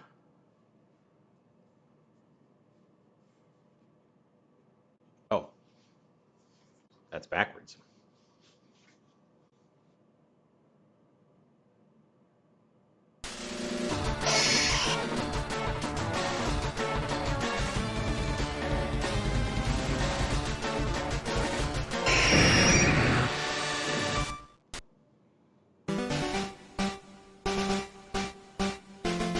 Can you hear it?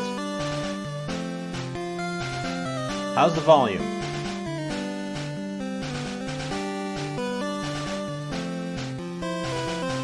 Because my volume is controlled here. Your volume is controlled here. Okay, I can turn it. I can turn it down.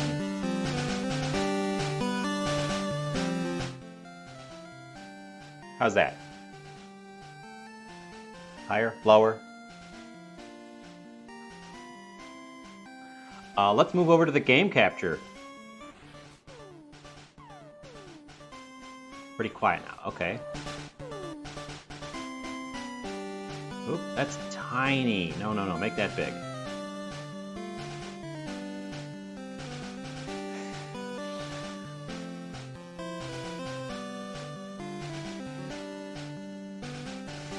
So, this game is not an official Pokemon game.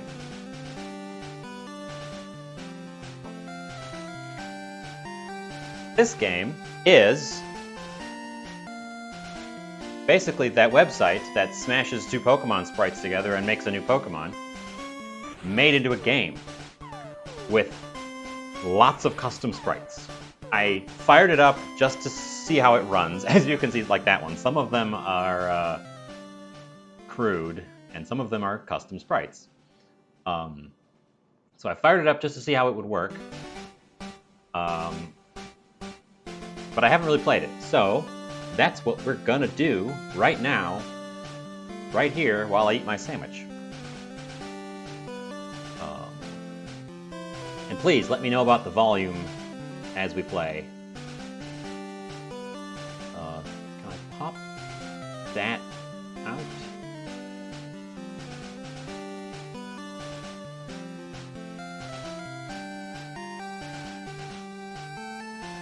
I don't think I can pop that chat box out.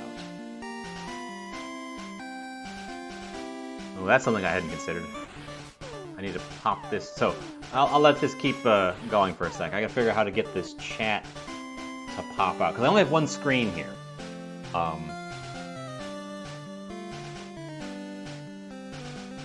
my other screen's in the other. Well, should I just get the other screen? Hold on.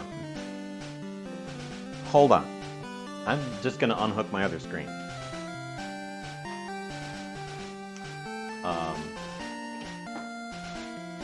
Oh, now that's all weird and plugged in. That's all tangled up. How do I get the chat box popped out? How do I get the chat box popped out so I can see you guys talking to me while we do this?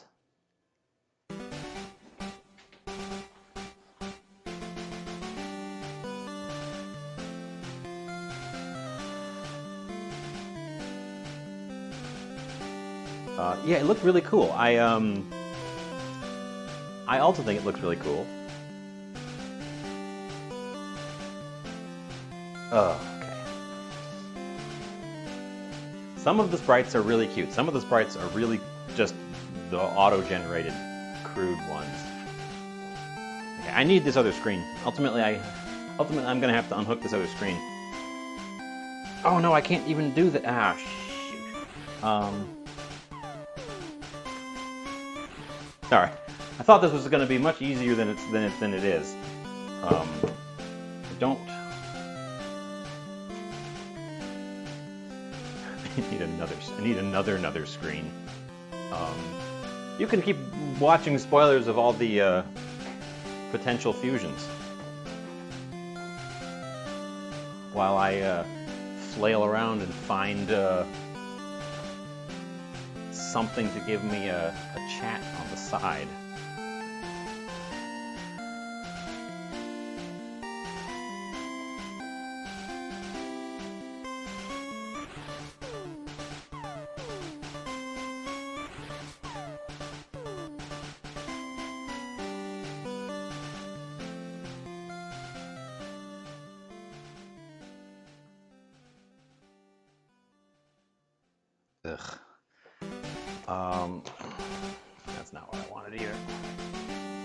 That's not what I wanted either. Shoot, I'm just gonna have to unhook my screen from the kitchen and bring it with me. Which is annoying, but I think it's the only answer here.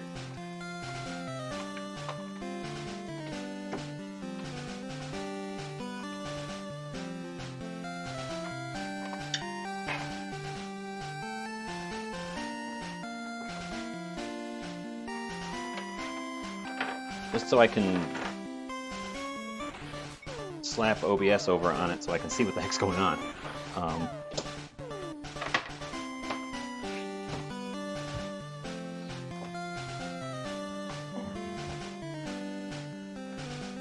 Haven't moved this thing in 6 months. Okay.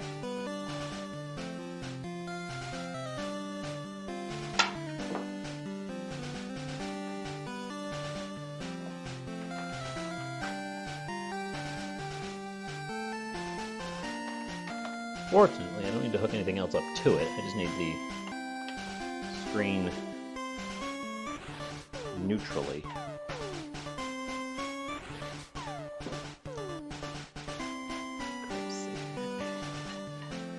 And it's gonna have to live on that side, I guess. Oh, I wasn't prepared for this. What have I done? I was gonna do a nice slick transition, and then this happened.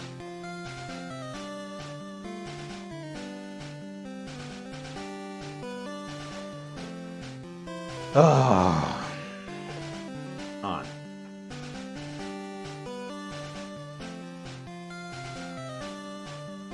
Put that there. Okay.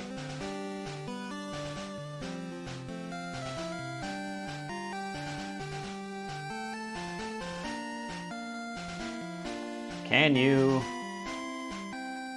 dig it?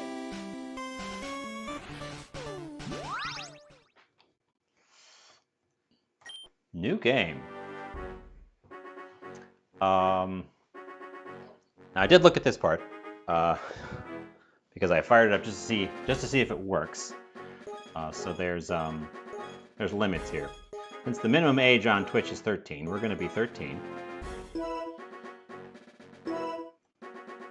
and we're going to be Jovian. That's me.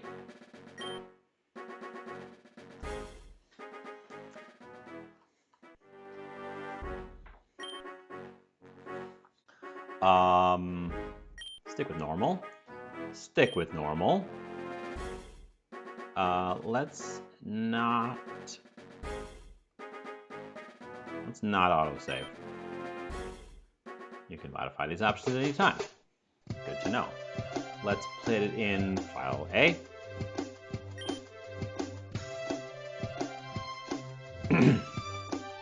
Silphco is now proud to announce the new product that will revolutionize Pokemon battling.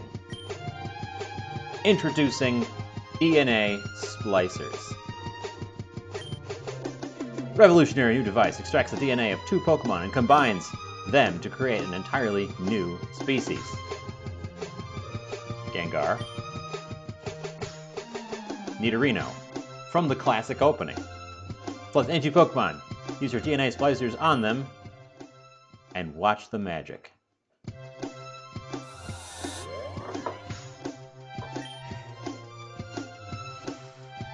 These Pokemon learn moves from both halves and give them an edge over regular Pokemon. Available at every Pokemart.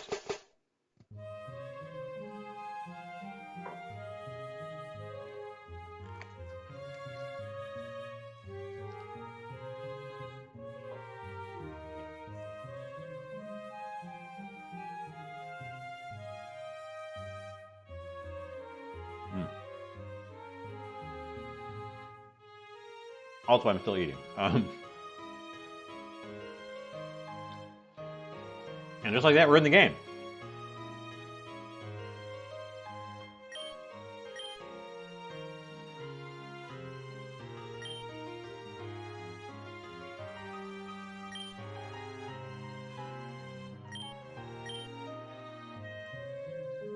So far, pretty normal Pokemon game.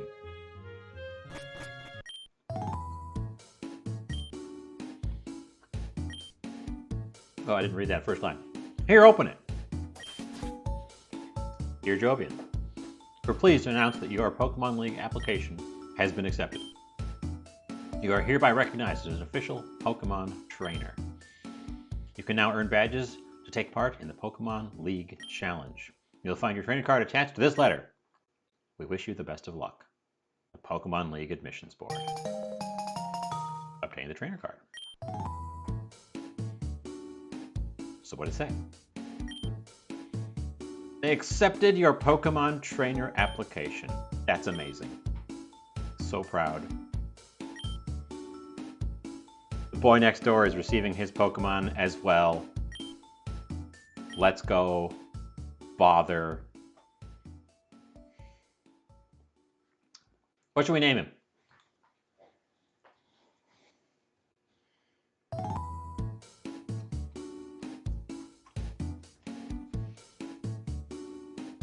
What should we name Blue?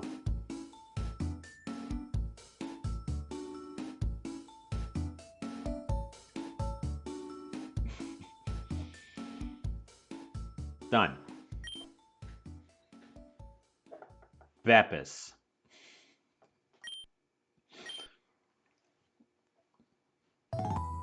No, I don't have any rivals. I barely know anyone. I didn't read any of that. Get going. Have a Pokemon adventure.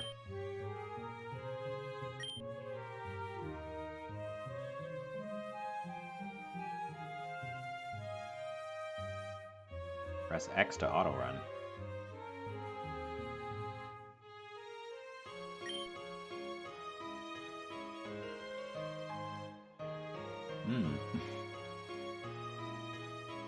A lot of options here that aren't in a normal Pokemon game, I'll tell you that.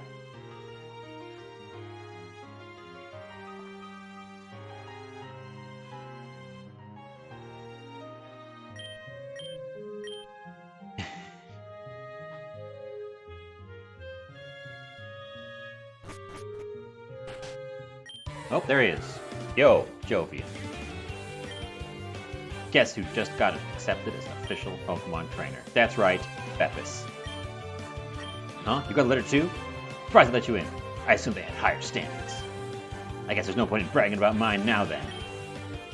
Anyway, Graf told me he's gonna give me my first Pokemon. He went to Viridian City to run an errand. Told me to wait in the lab. See ya. He's got his own theme song. He's got his own theme song.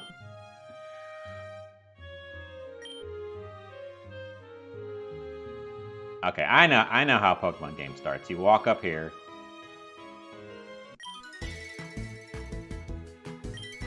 And then Oak stops you. There are hostile Pokemon that way. It's dangerous to go. Speaking of which, I almost forgot. Isn't today the day you're supposed to receive your first Pokemon? Follow me to the lab. It'll be better to talk there. Here we are at the lab. It's time for you two to set out on your journey. Go and grab your Pokemon off the table. No fair. You'll get one too. You'll get two. I got this far. Who do we take?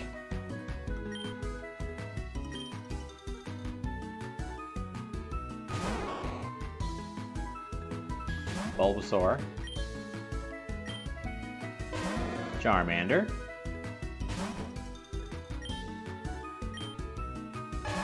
Or Squirtle.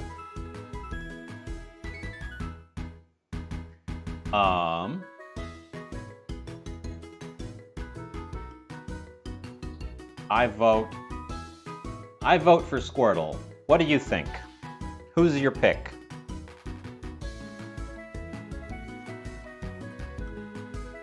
This is a democracy. Actually, this is a democracy. Oh, I should change my category. I forgot to change my category.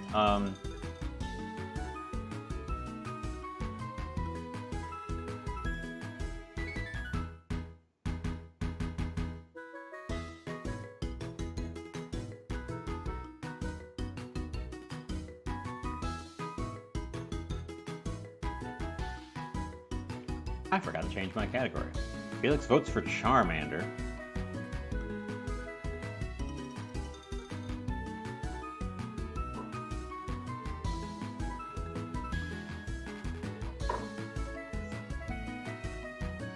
I believe it's just the two of you right now, so...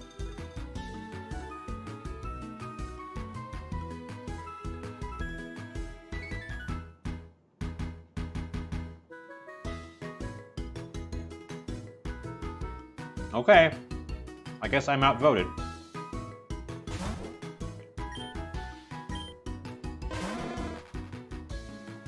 Also, hi Shine. Let's take Charmander.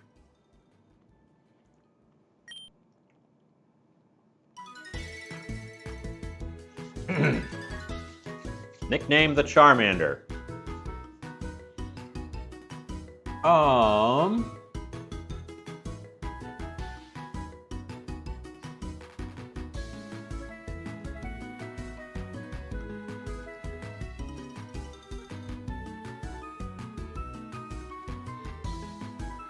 Sorry, I'm updating a stream info that I forgot to update when I moved over here into this room.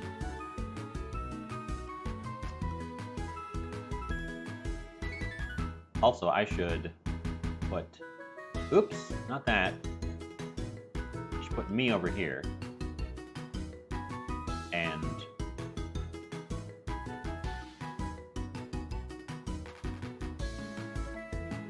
mirror myself.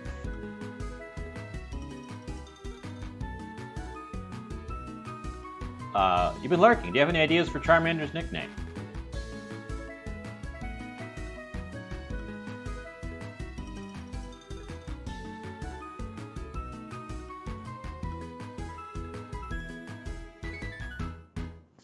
Do you have any ideas for Charmander's nickname? Is volume too high?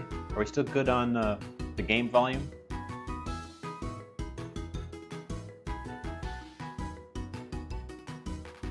I'm tweaking stuff.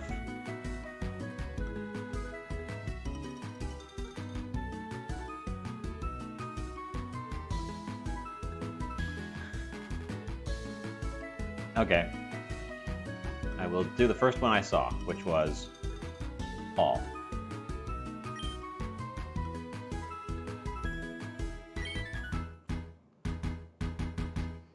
Gramps just got me one of those new DNA splashes they're talking about on TV. I guess I'll take the other two and try it out on them.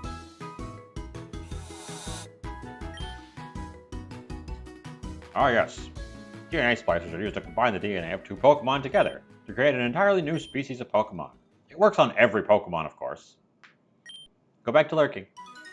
Have fun lurking.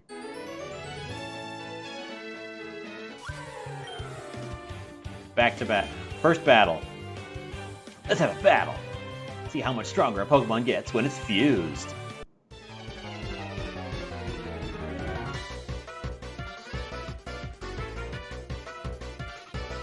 Squirtsar is adorable. And we only have front sprites, as far as I can tell.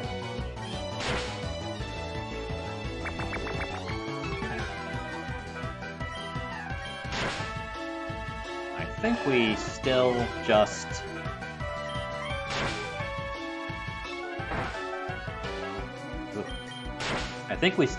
generally win this because the AI is not smart and it's all just normal moves.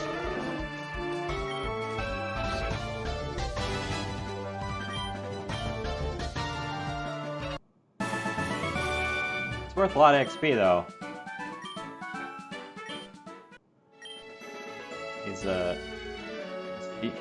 His Squirtsar might not have defeated us, but he was worth a ton of XP, so... Thank you, Beppis. Smell you later.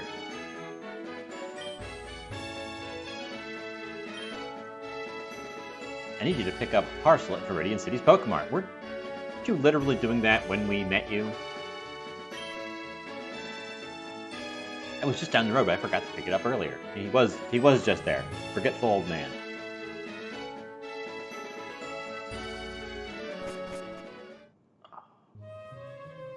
I was trying to mirror this image, but I wasn't sure how to do that. Ooh. Not what I wanted. Sorry, OBS. I wanted it mirrored so that when I'm looking this way, I'm looking at the chat bar on the side.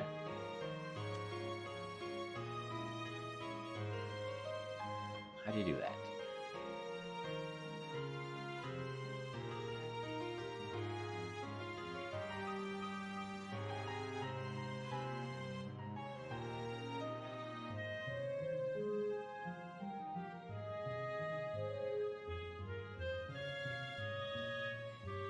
Flip vertically?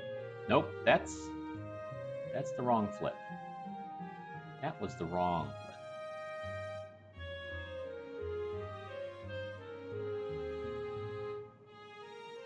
I don't know.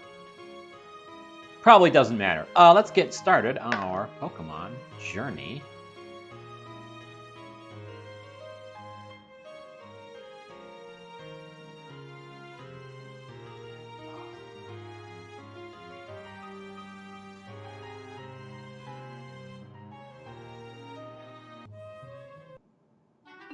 Now, so far, this looks like your standard red and green or red and blue opener. Even though I don't think this is a straight ROM hack.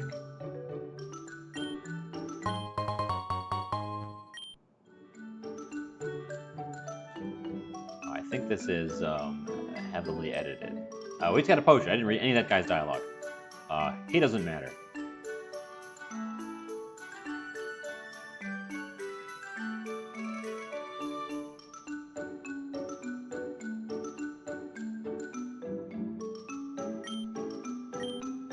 Oh. We should have a Pokemon battle. She didn't run up to me. She didn't run up to me when I walked in front of her. Pidgey.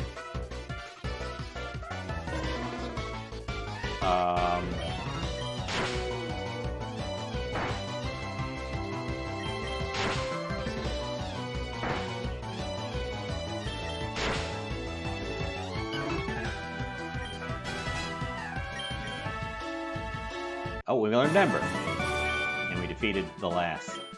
She didn't run up to me when I got in front of her. I now question everything I have ever known about Pokemon. Very. Oop.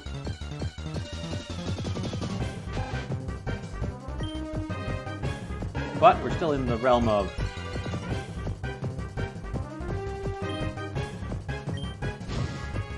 Rattatas.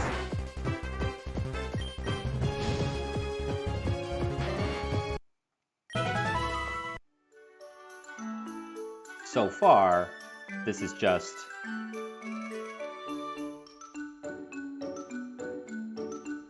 fire, basically fire red with a gimmick.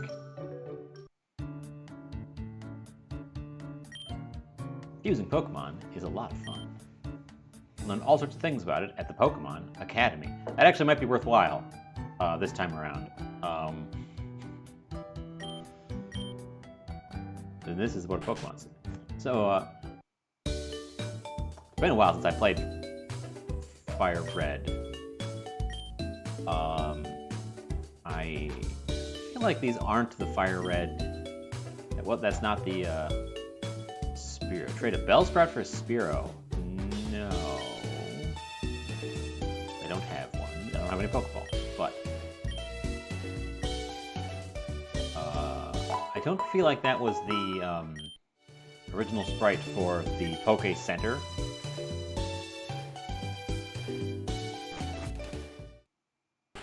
Also, I should probably... I have the running shoes already. That's what the box on in our house was. It was the box, our running shoes game. And there's the Pokemart.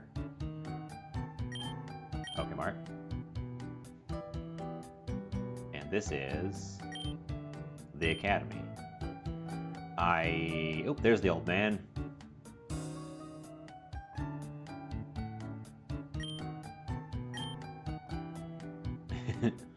The old man. The drunk old man.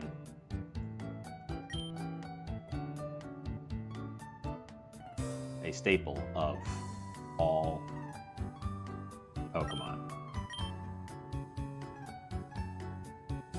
Oh, you can just walk through here. And there's items everywhere. And that one looks like a TM down there. There's items everywhere. Free potion. Huh. These look like trainers in the wild. I don't really want to go battling just yet. I expected this guy to stop me from walking through here.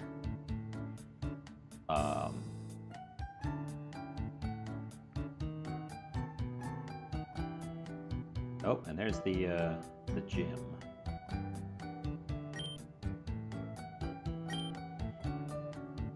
And she's taking her Pidgey to the Pokemon League.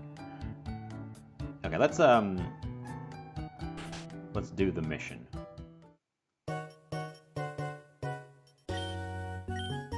Parcel for Professor Oak. Yes, of course. I have it right here.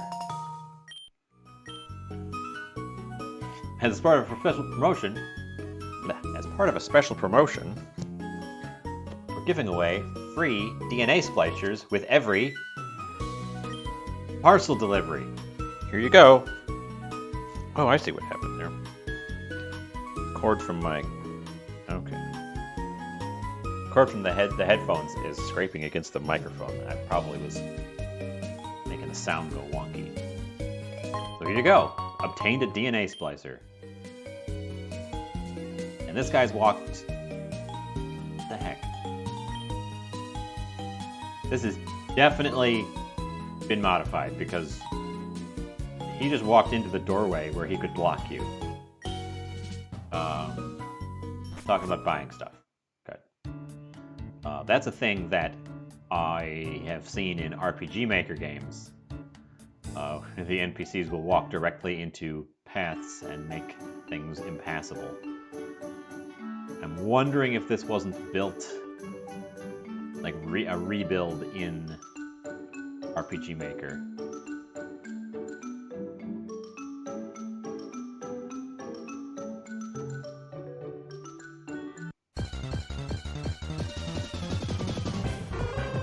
Hoot! That's not from Fire Red. That's definitely not from Fire Red. Huh. I don't really like over-leveling at the beginning. I guess I'm going to burn this owl. Nope, I actually burned the owl. Oh, interesting. The status...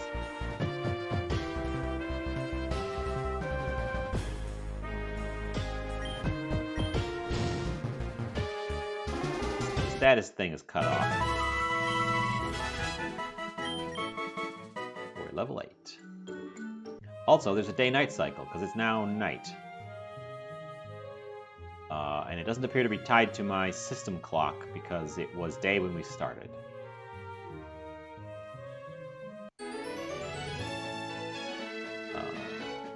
But then we talked to Oak, and he should give us some Pokeballs. Oh, Jovian, how's my old Pokemon doing? Seems to like you a lot. What, you have something for me? Yes, the parcel that you sent me to pick. Yes. A custom Pokeball, thank you.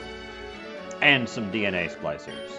Of course, you'll need a second Pokemon. Here, have some Pokeballs. And you can always unfuse your Pokemon if you don't like the result. Interesting. 5 Pokeballs. Also, here's the Pokedex. I already gave my grandson his before he left. Automatically records data on Pokemon. There are now over 175,000 species of Pokemon. thanks to Pokemon Fusion. I can't possibly expect you to complete it. Catch as many as you can. What do you think?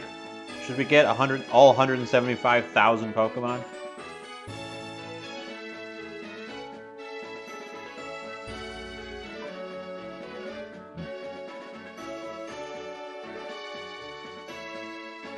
Sorry. Your journey starts now.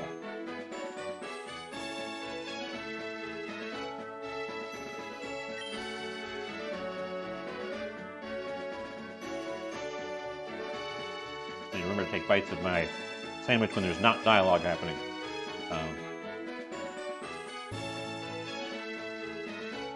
I work with Professor Oak designing the Pokedex, but I'm talking with a mouthful.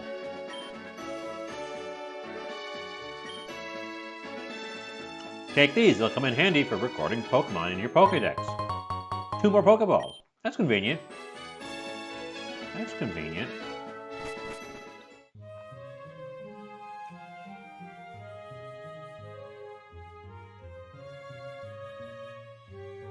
Let's see, and you're supposed to, if I remember, nickname. Yeah, we call him Beppis. I guess you can rename the rival? Yeah, okay. Rename the rival on the fly. Must be... Beppis told me not to give you this map. So here you go. The town map.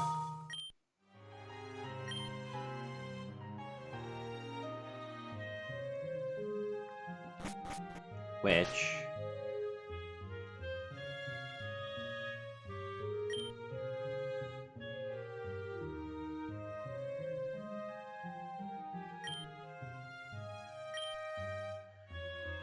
Okay.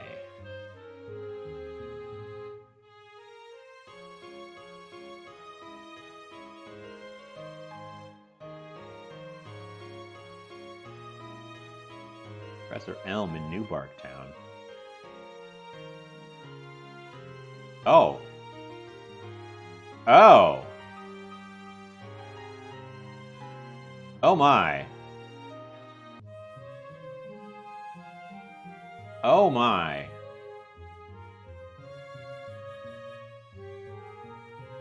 Fuchsia City, Vermilion City. This is, and that's going to be Palette. So this is the Generation 2 everything map, but it starts us on the Kanto side.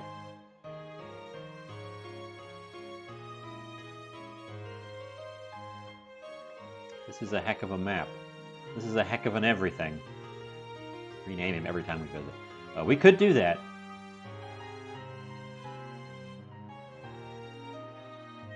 Crimson City. I don't think Crimson City was in the original game either.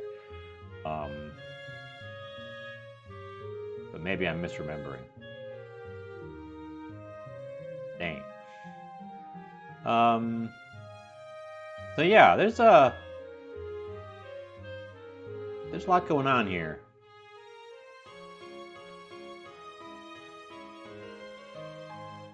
With a day-night cycle, we also have to be cognizant of when we are out, and there's no wiki. Oop. There's no wiki to look up when things are out. A hoot hoot. Well, I assume that's because we're at night, and I killed it. I instantly killed it.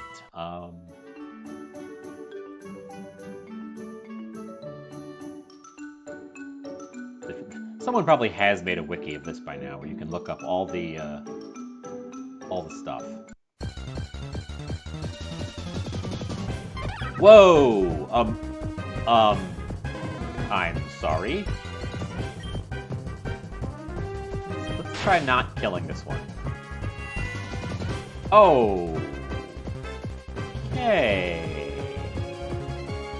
He would like to catch you, small mime.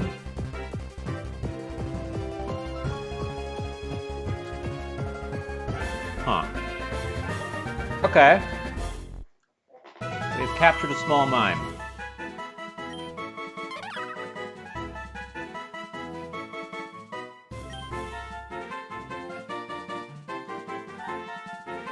Nickname Mime Jr.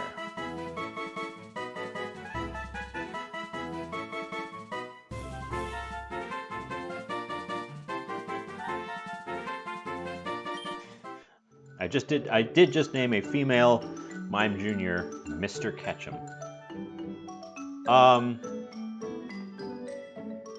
Well, and it's holding an item. A berry. Okay. And there's a debugger. Oh, in case you get stuck. Wonderful, that's a good sign. DNA splicers. We may as well do this right the heck now.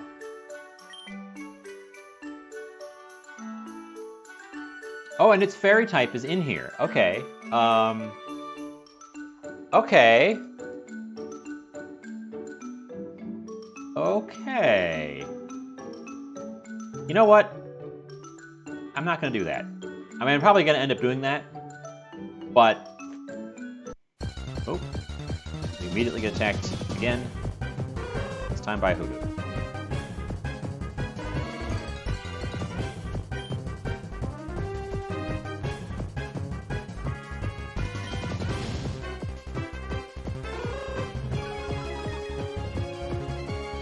Also, I believe we gained XP when we captured the mime.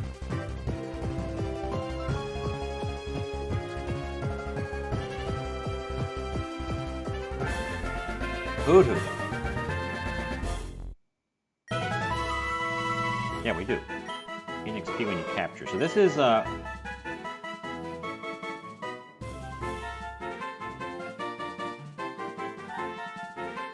just one hoot.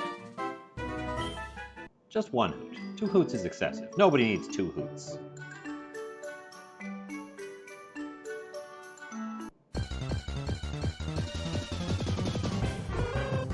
What? Okay. Okay. Okay.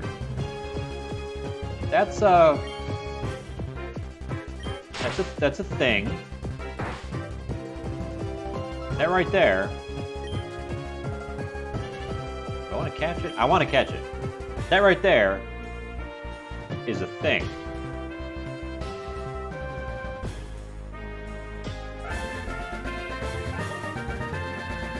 That right there sure was a thing.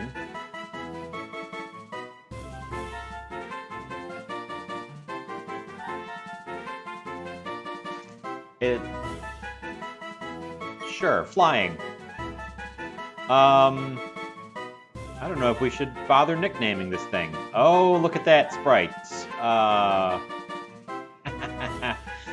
Ooh, boy.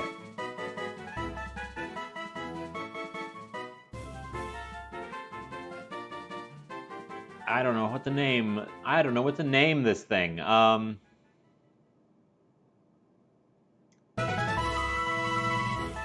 There's going to be a lot of things to name. I feel like we can't burn all our names. I'm going to leave it as is.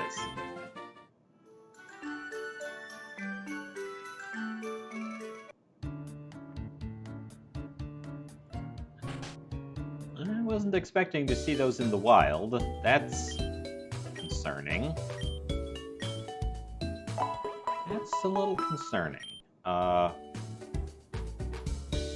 feel like I'm going to have to go to the Pokemon school and learn about this. I wanted to go there and learn about it before I tried doing my own fusion. That's this one? Yes.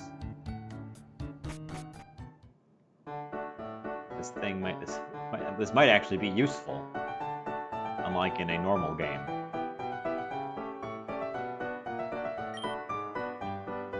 Kadabra, Machoke, Haunter, Graveler normally evolve by trading, but apparently they'll also evolve without having to trade them if you can get them up to level 40. Okay.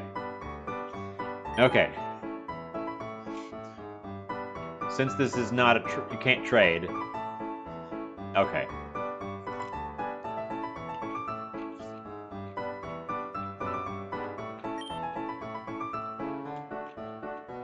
And fairy type is introduced. Okay. This is covering the things that have been added from a normal... There's a wiki for this game! Subtle. These Pokemon learn moves from both Pokemon. Isn't that great? That is pretty great. Kid is not paying attention. The teacher says, would you like to learn about Pokemon Fusion? Yes. To fuse Pokemon, use an item called DNA Splicers. Buy DNA Splicers at any Pokemart for 300 Pokebucks. That's very cheap. Infusing Pokemon, whichever Pokemon is chosen first, will give your fusion its body shape, the other will give it the head and color. The Pokemon's level is an average of both.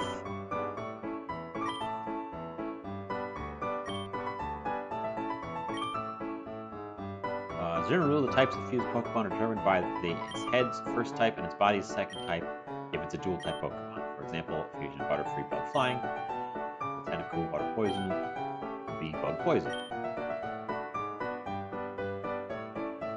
But some Pokemon, such as the evolved starters, always pass on their primary type. Interesting.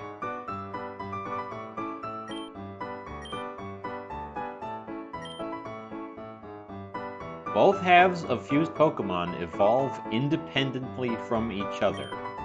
Each half will evolve whenever the corresponding unfused Pokemon would evolve. Okay. Fused Pokemon naturally learn moves from both base Pokemon. Pretty straightforward.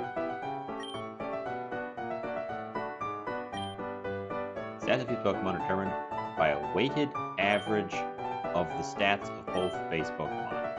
Attack, defense, speed are closer to those of the body. HP, special attacks, special defense are closer to those of its head.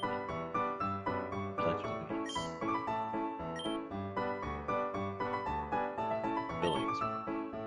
Fused Pokemon get to choose between the body Pokemon's first ability and the head Pokemon's second ability.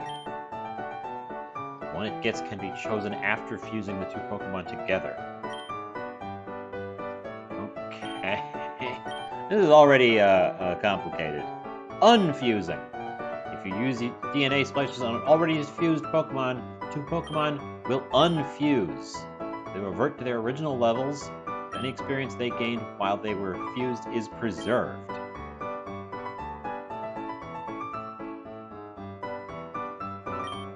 Okay. Okay. Okay. Oh, and it's daytime now.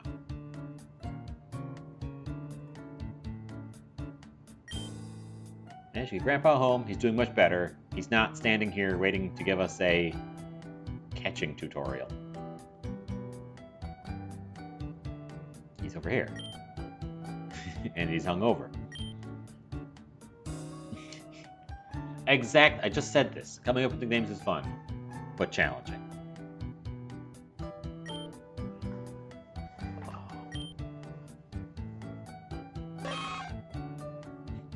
Nidoran. Very clever.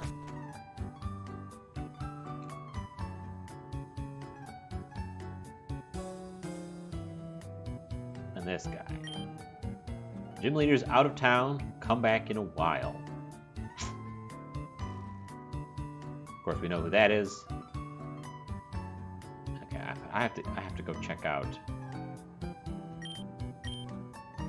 Yeah, ready to talk to you, buddy. Route 22. Oh, I was gonna do a fuse. Hold on. We have one for free. And I was going to combine.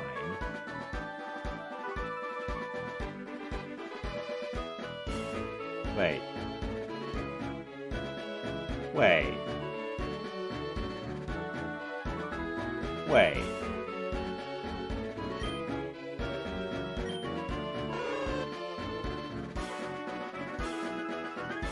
Why is that one?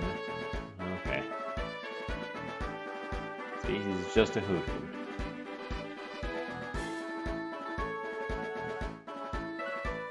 Why does Hoot have a split sprite, but it's just a normal Hoot? I feel like there are some bugs. Runaway. Runaway is actually super useful.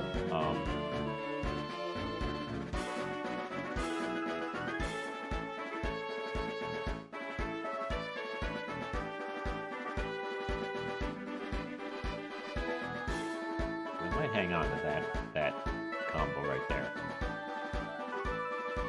What do you have? Oops. Wrong button. What do you have? Mime Jr. Reduces damage from super effective attacks. And he already knows Confusion. And Tickle. What's Tickle? Reduces attack and defense.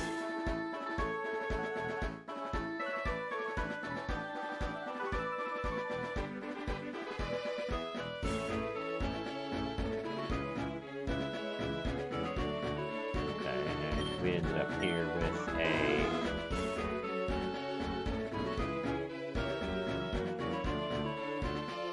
Blaze. There was a Blaze. You're also quick-tempered, but you're brave for more attack.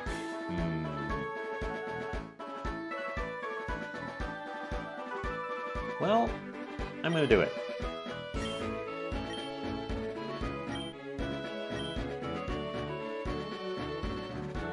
So do I want Psychic Fire or Fire Fairy?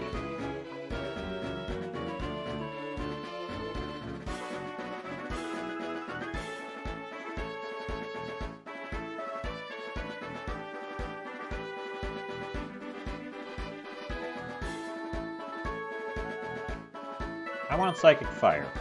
I did a little bit of reading. Hold on.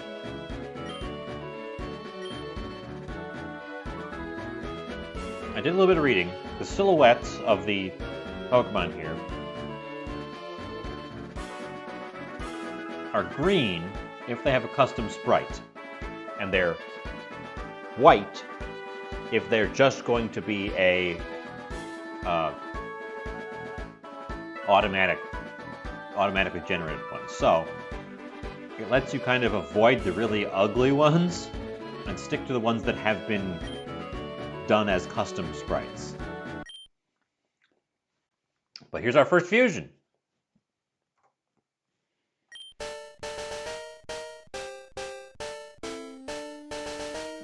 Pokemon are being fused. Oh. Huh. I got a Mimander. The lizard mime Pokemon.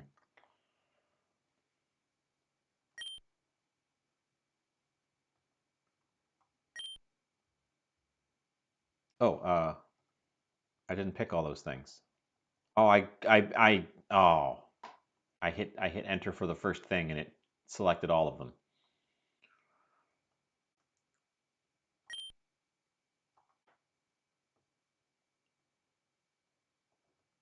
Let's drop Growl. Nobody needs Growl. And nobody needs Scratch. It's the same thing. Tickle. Oh, that's right.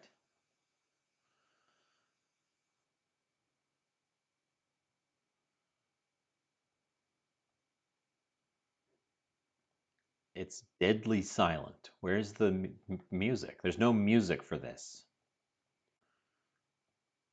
I don't think I want tickle. Used my last DNA splicer. Okay, I clicked through something there. So what did we end up with? He got Blaze. And he got Brave. So, meh.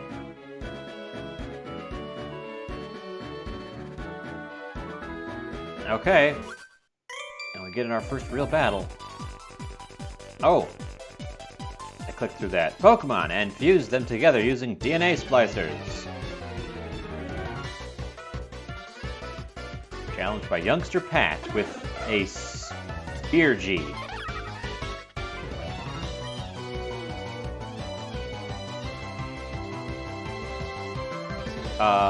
Sure. Probably.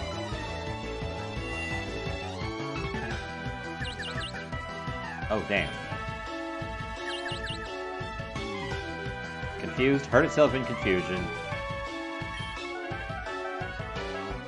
And Ember missed? How did Ember miss?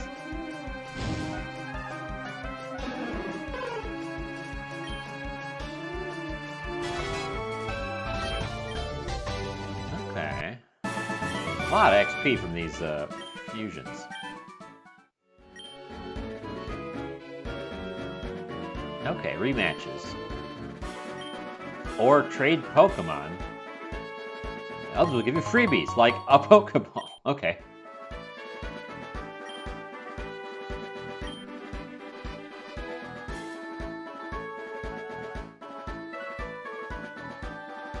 This looks like pretty Ooh, they hid something at the end. I was gonna say, this looks like a pretty standard Gen 1 Victory Road, but more to it, clearly. I don't need a Rattata.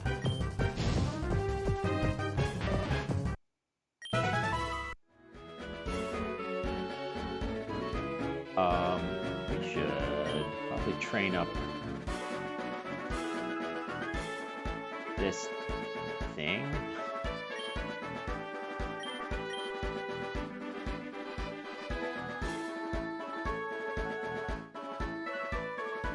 Yes.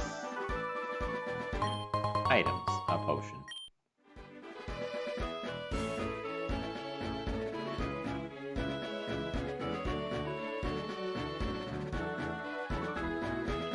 Alright. Nope.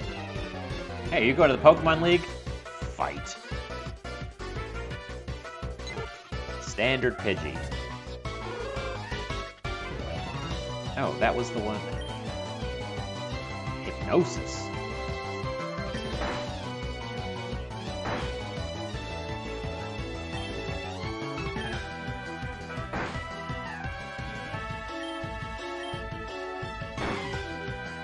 Good old reliable hypnosis. We're gonna have to have that.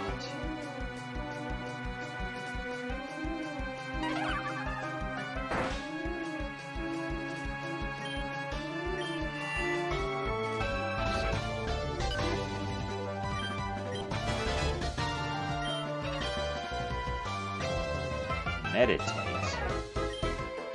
is raise its attack stat.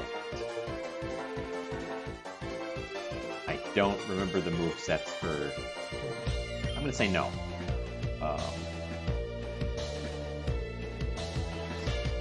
A rat pea.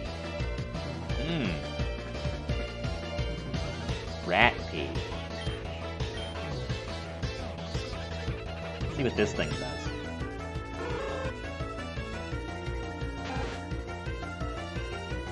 Oh, it's a...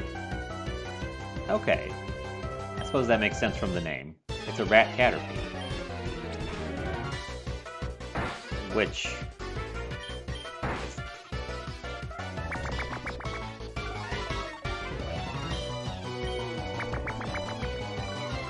Okay.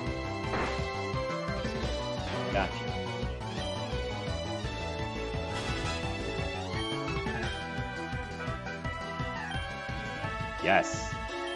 Quick attack is the better tackle. It's tackle, but better. Yeah, just straight up gonna replace tackle. And hypnosis.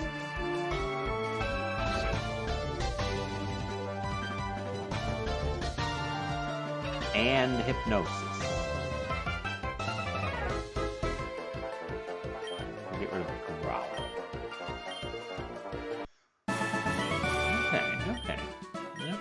Okay. You can have these. My Pokemon are fainted. 2 potions.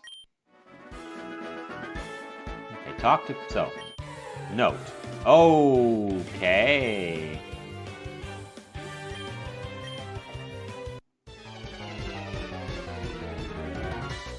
Battle with Beppis number 2. He's already combined... Oh my god, he's already combined his thing.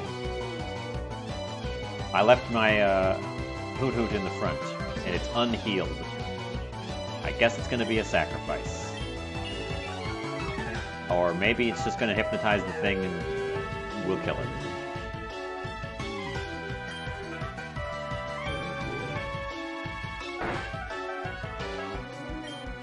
That was a crit. Oh. Maybe we should switch out. This means he has 2 Pokemon.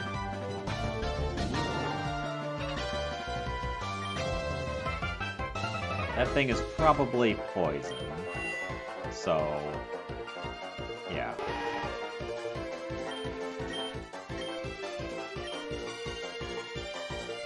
And his Squirtsaur. Not switch over. Squirtsaur has not evolved yet.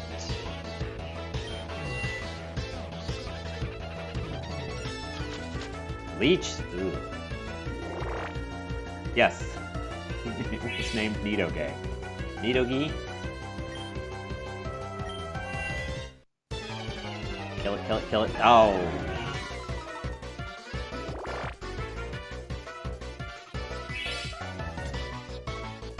At least I'm outrunning it pretty heavily.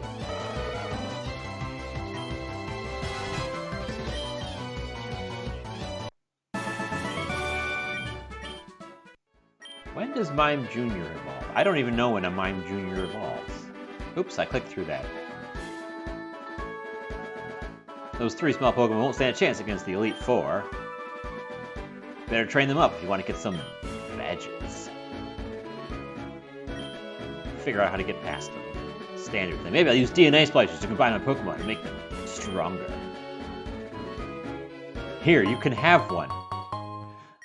Beppis is being nice to us. And smelling us later.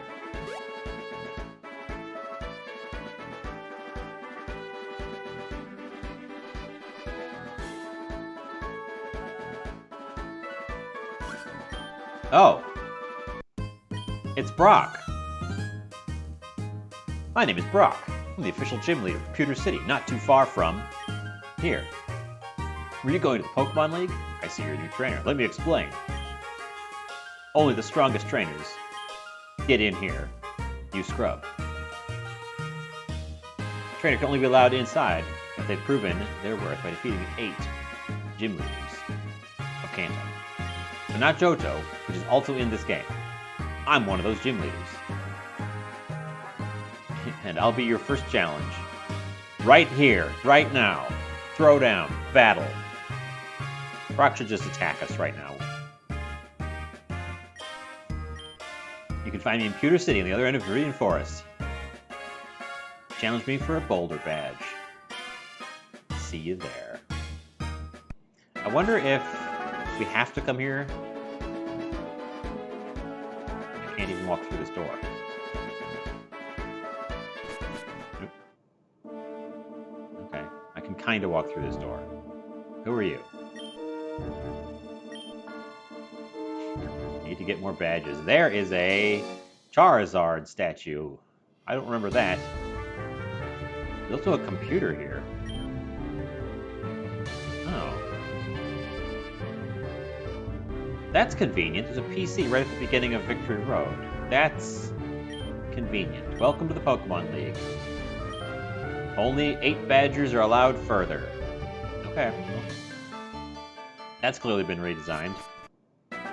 Instead of the extremely annoying walk through 8 gates and they check your number each time.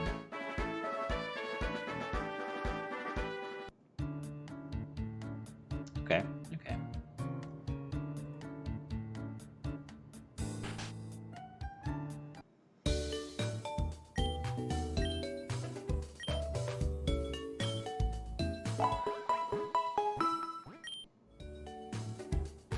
Okay.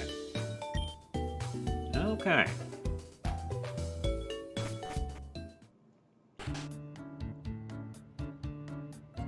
Well,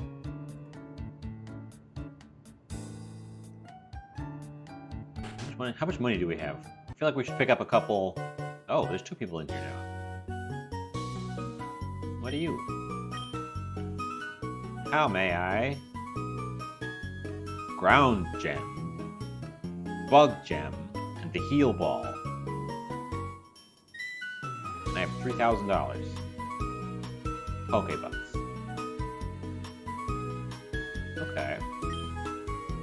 No. Also, he says, how may I serve you? He says his greeting and farewell twice in 2 different types of text boxes. I feel like we should buy some of these, because it's the whole, like, point.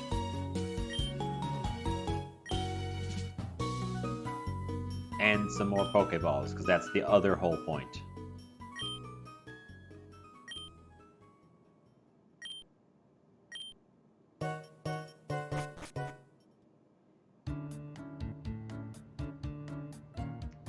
But I don't know, like, we could wander around in the grass down here or over in Victory Road, because I'm guessing that the available Pokemon in any given patch of grass has been changed, considering we found a Hoot and a Mime Jr. in the grass between Pallet Town and Viridian City. So I think wandering around is just the best way to find more Pokemon. Like, what's up here? Like, for example, what's up here? Your standard Caterpie.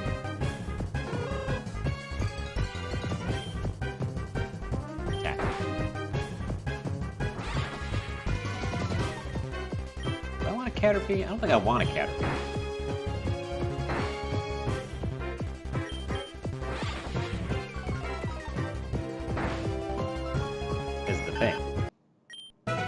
I don't think I want a Caterpie. Nuts to Caterpie.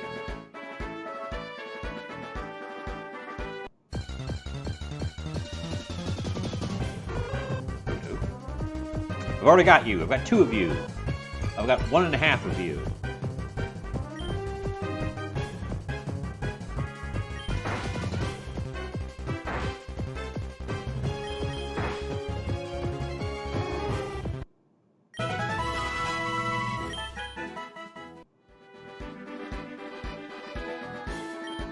Viridian Forest.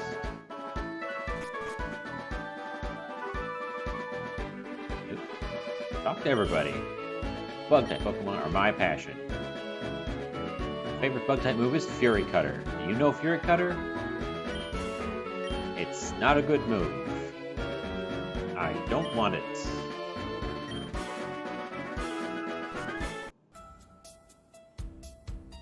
Mushroom. Oh, that was actually a mushroom. Oh, okay.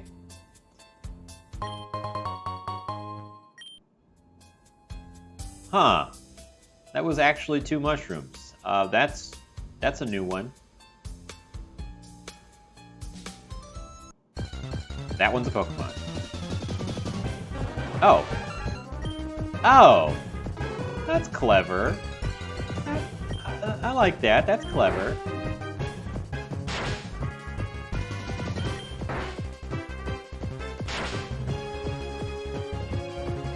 catch it. Or attempt to catch it.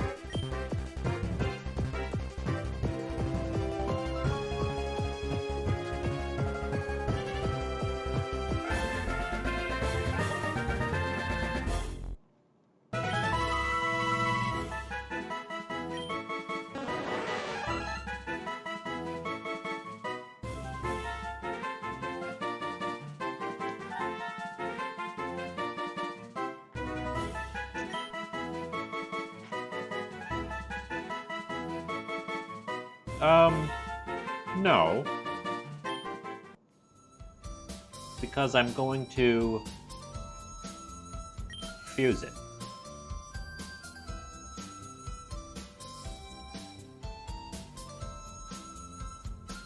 Huh. I'm going to immediately fuse that guy, that Paris, with that thing. Bug flying? Kind of boring.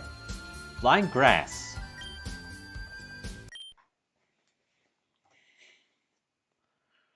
I wish there was music for this part, besides this. Like a background music. Oh my! That is not what I thought that was going to be. Hootrus. It has an internal organ that senses the Earth's rotation. It grows by drawing nutrients from the host. It's just... Okay.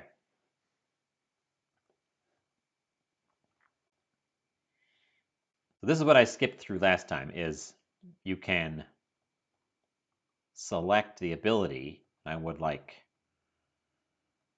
Ooh, Keen Eye is real good.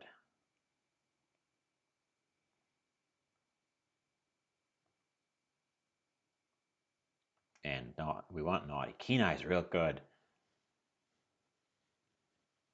But so is Effect... I'm not sure how prevalent Sand Attack is going to be. In regular Fire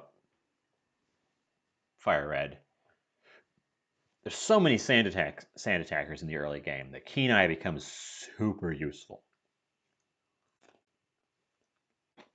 But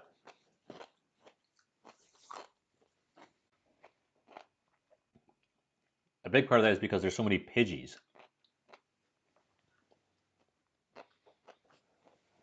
I think we're going to go with Effect Spore. Combine the moves.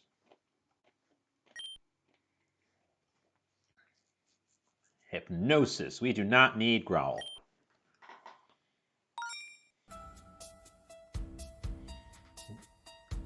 Okay, yeah, the hybrid sprites aren't exactly working, because this guy is a...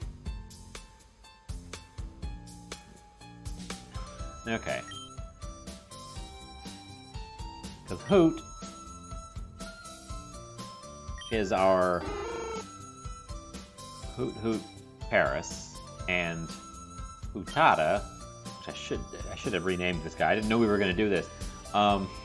Like this. Oh, you can rename them on the fly. Okay. Is a Hoot and... Oh, you can just rename them.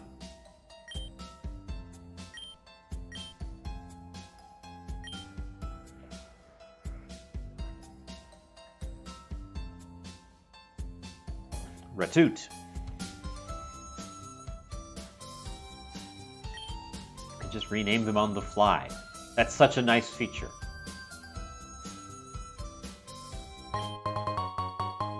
Okay. Oop. More Hooters.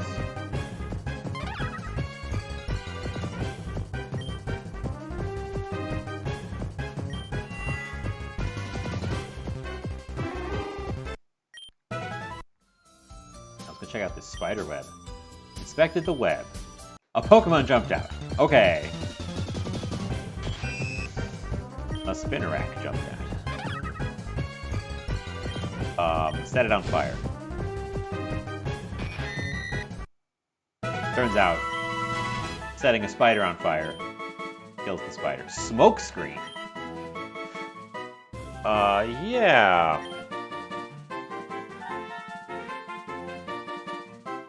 Reduces the target's accuracy. That's our sand attack.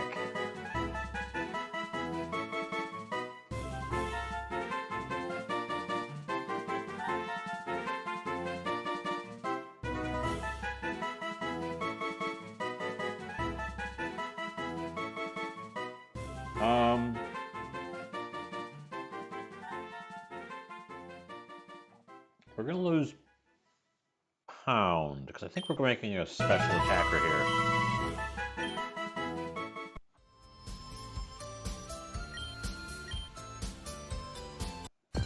Oop. That mushroom just respawned in behind us. Oh, a Weedle fused with a Kakuna? Okay. Sure looks like a Weedle fused with a Kakuna. What the heck?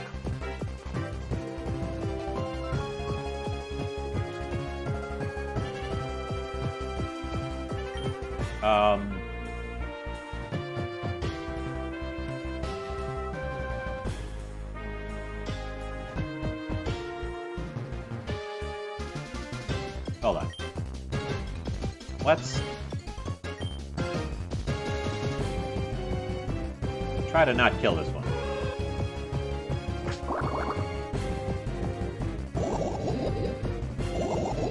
Immediately poisoned. Immediately poisoned.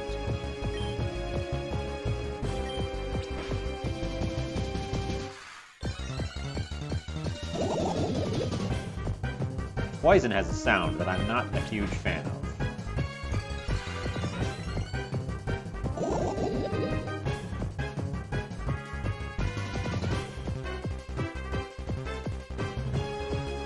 Do I want this? Is this worth catching?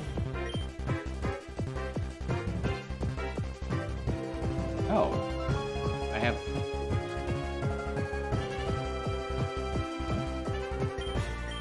I don't know. Things are happening.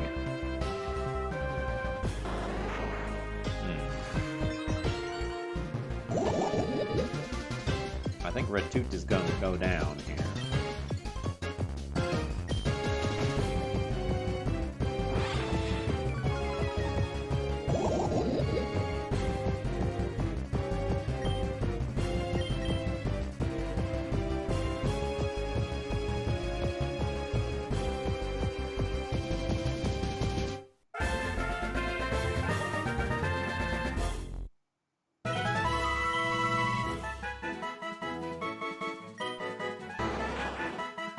Cactyl.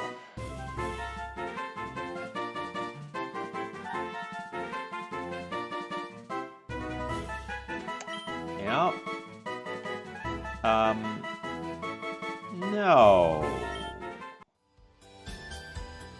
What's this mushroom here? I found a poison mushroom. I also noticed the tiny mushroom that was in my inventory disappeared.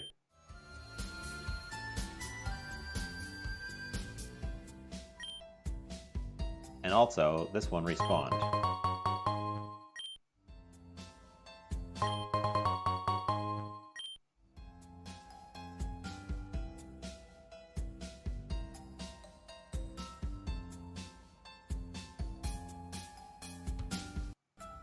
I have items.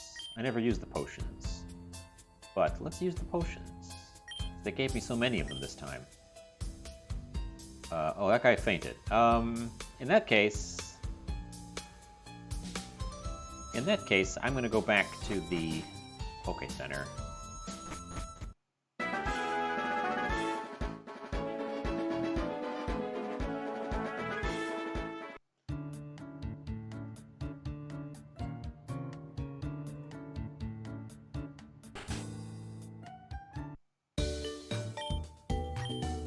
We're gonna go back to the Poke Center because I like to split experience among my group, among my team.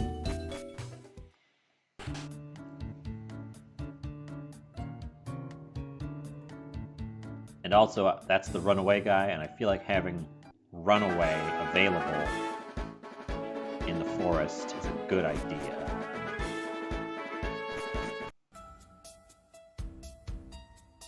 So actually, I'm going to move you to the front so that I can run if I need to.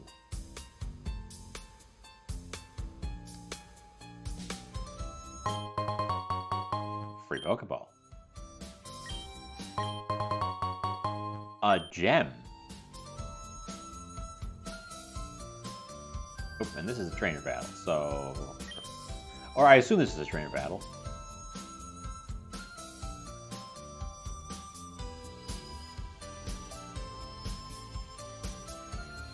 Yeah, let's leave Ratoot in the front. Yep. Bug Pokemon. 3 of them. Regular Caterpie. This is Bug Catcher Jim.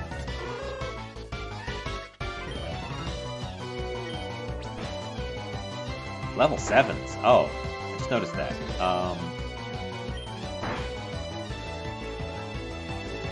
Okay. Yeah. Don't kill me. Don't kill me. Let's switch out.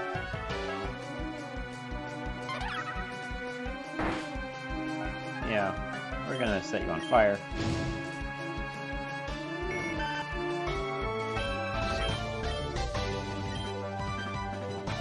We ran. We are going to switch. We're going to switch to Hoot.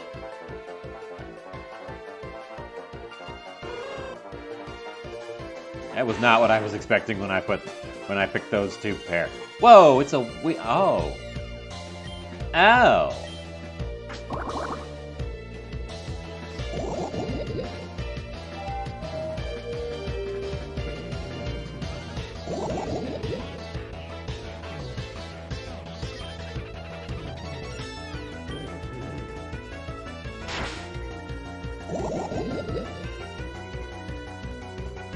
We gotta switch again. Paul is gonna carry us through this.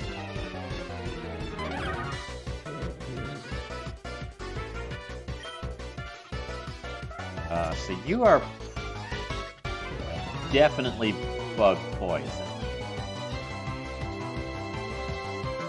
So, set you on fire? Yeah.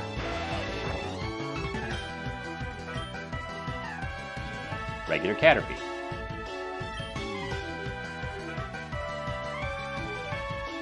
Let's put the new guy in.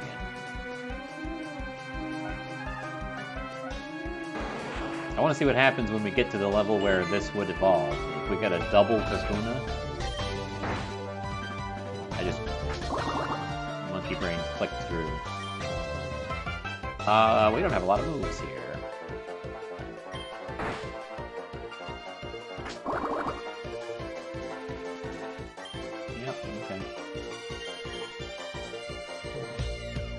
Good shout on the Charmander, guys.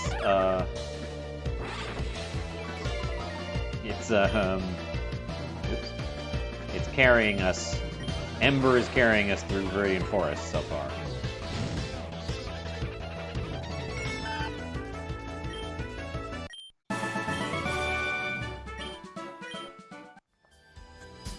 Whoa, it's very dark in here.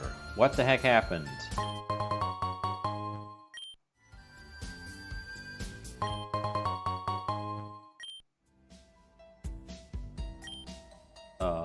Antidote on Hoot. Potion on everybody. Why is it so dark?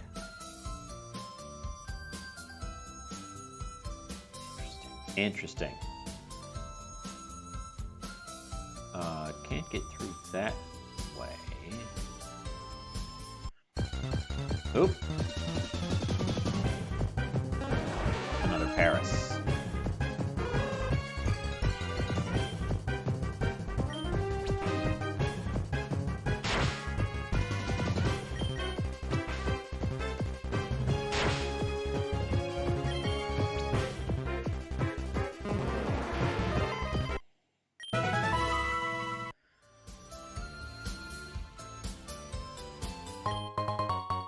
Another antidote.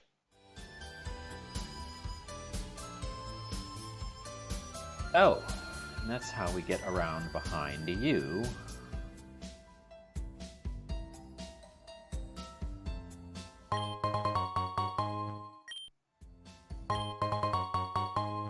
Having these mushrooms on the ground is very strange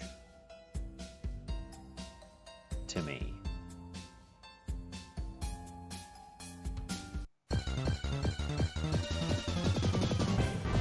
Whoa!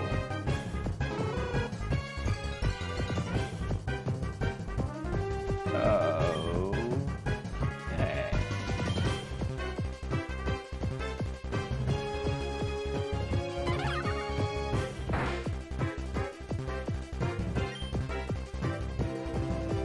Metapie. It's dead.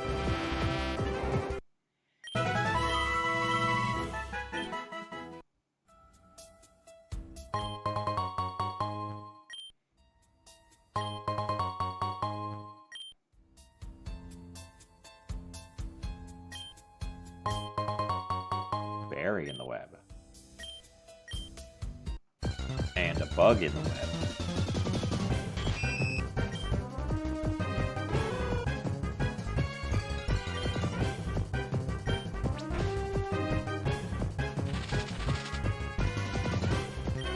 Constrict. I didn't know Spin Rattler could constrict.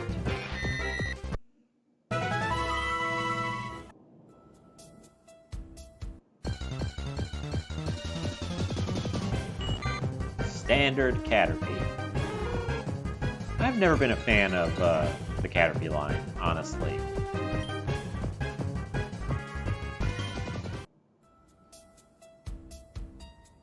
Oh. We'll come back to Viridian Forest, I think. There's some significant changes to the layout from what I think I remember.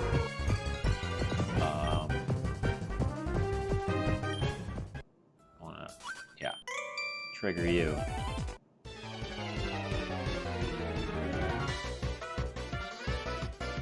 Bugcatcher Lana. Whoa! Cat are gay. Cat are gay.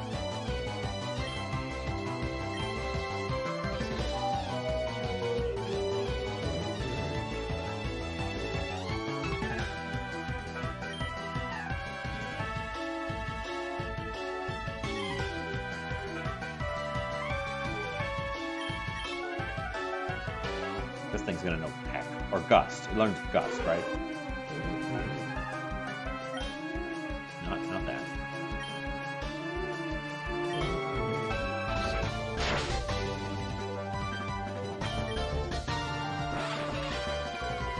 I'm already slower than you. That doesn't matter.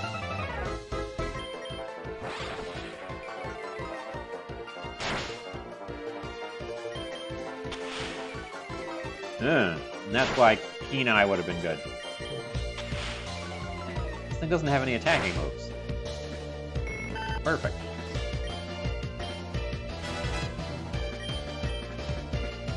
Stun Spore. Yes, please. Hypnosis and Stun Spore. Tackle and Scratch are redundant. We're getting rid of Tackle. Poison.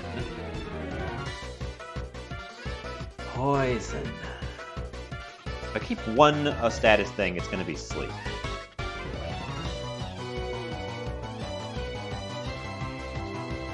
So I need Poison, though.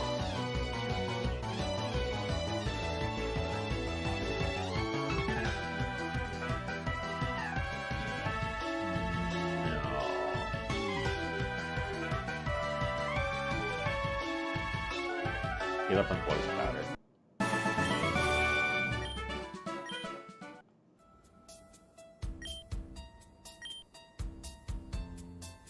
Sure. Oh, another battle. Immediate another battle. cat arcade, and it leveled up. And my stuff did not. Okay.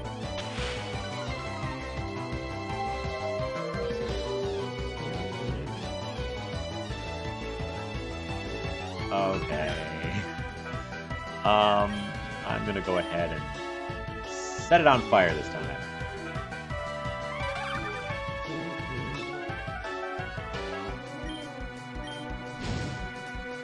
Yeah, there you go. Focus energy, no. Heck, yes.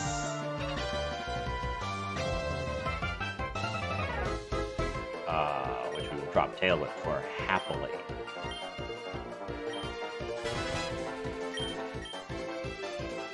Double slap.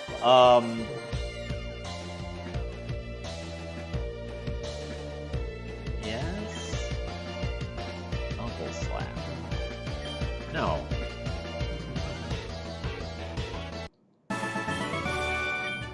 Double slap. Yeah, I'm not gonna poke you again. You. Big mushrooms are very valuable.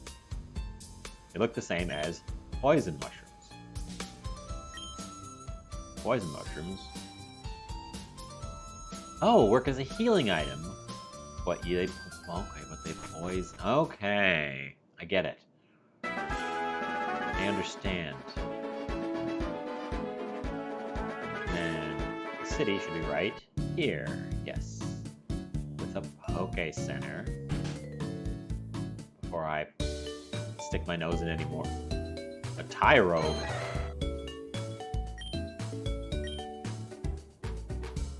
I would love to make that trade. I don't have a Mankey.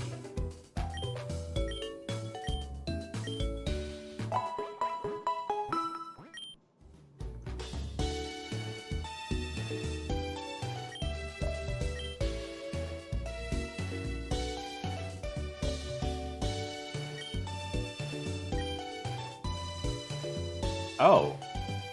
There's a Wonder Trade?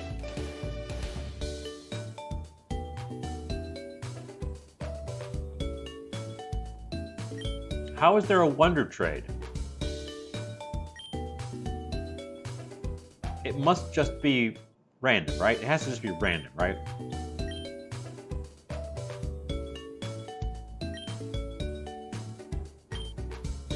Oh, and a move reminder that just takes cash and is in the Poke Center. That's, convenient.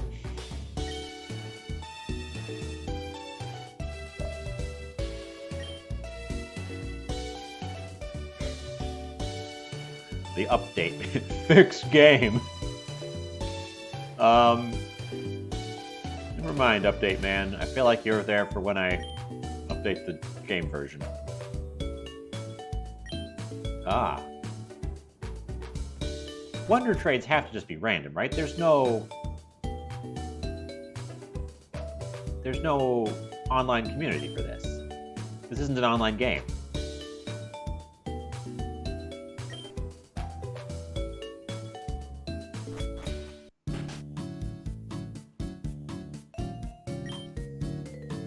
No.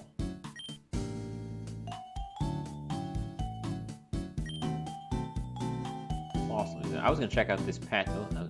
Talk to you. Do you know what I'm doing? No. I'm spraying Repel to keep Pokemon out of the garden.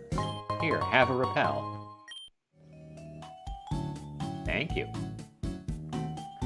I was gonna check out this patch of grass.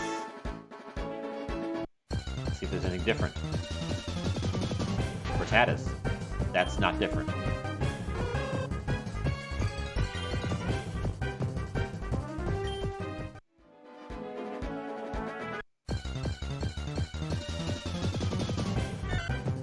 Centrets.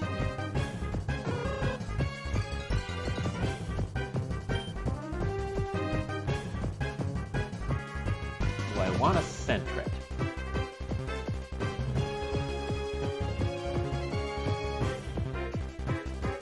If it was a Bidoof, I would take it. I think I I don't want to center it.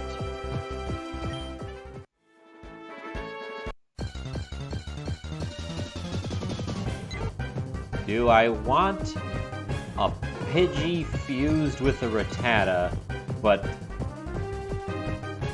in a way that looks like it's in constant pain?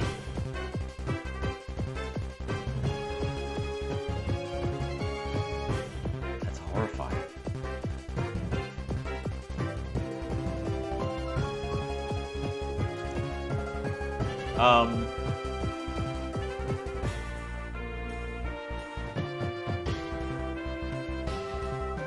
I have to assume it's pretty decent when you evolve it. The Pidgey line is pretty decent when you evolve it.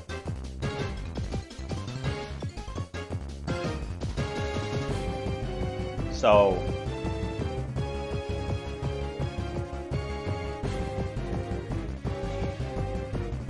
do I want that combination?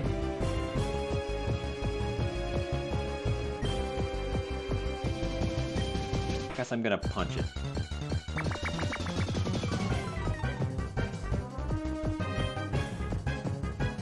And catch it.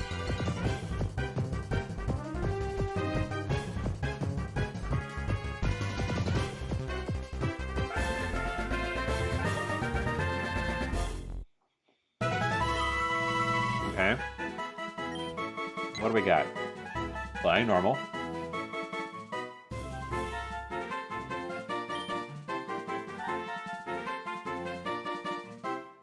No. But what is it?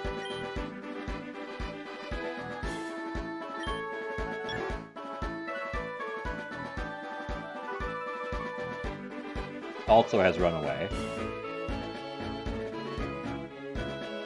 I don't know about that guy. I don't know about that one.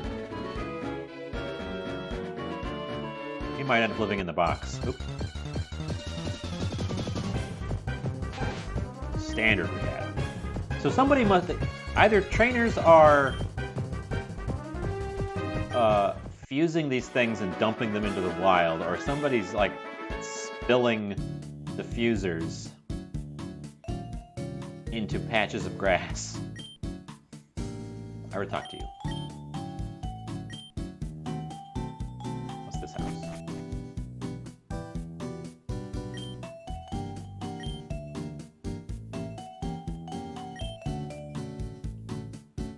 Picture of Rock-type Pokemon displayed on the screen. I need to remember to read things out loud. Team Rocket is at Mountain Moon. I guess we'll have to go to Mountain Moon.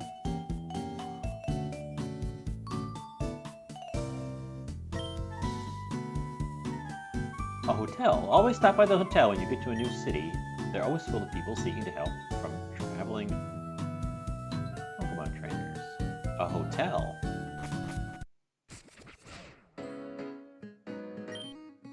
Welcome to Pewter City Hotel. There was no hotel in Pewter City. No, I don't need a room. What is a room for? Most Pewter City hotels like this one.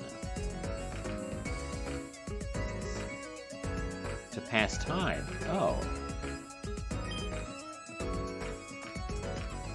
People who've lost things often come to hotels to seek help from traveling Pokemon trainers.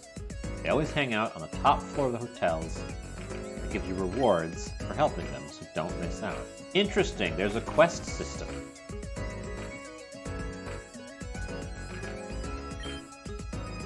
I must be new here. You'll find hotels like this one. Local residents gather here when they seek the help of traveling Pokemon trainers. They usually hand out great rewards to trainers who help them. You don't want to miss out. Use this journal to keep track. You got a quest journal. And you'll give me rewards for helping people. 0, 0. 0. Done. Help 1 people. This room is empty. Check the trash. It's noticeably empty. Okay. Check your refrigerator. Nothing.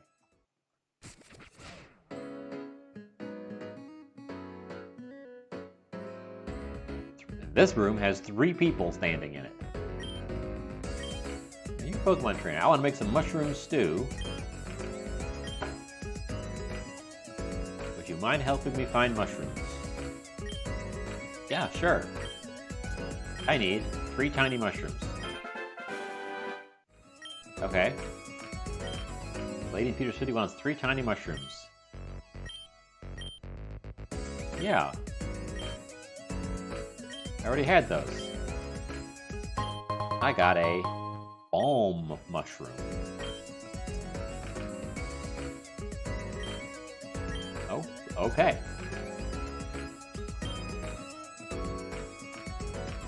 Using only bugs. Fully evolved bug. I can try that.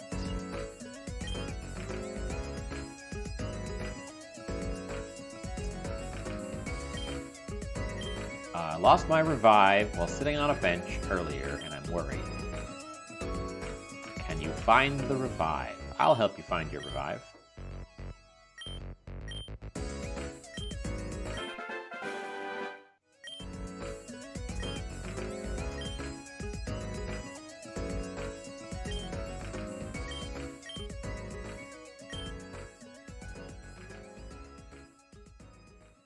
Oh, I don't have one of those. Okay. And then this guy, we completed 1, so let's talk to this guy at the front. Step 3, in progress 2, complete 1. As a gift for having helped one person, HM08 Flash. That's too bad. I kind of hoped that they would have gotten rid of HMs along with everything else they fixed about this. It's super nighttime. A bench in Pewter City. This is the gym.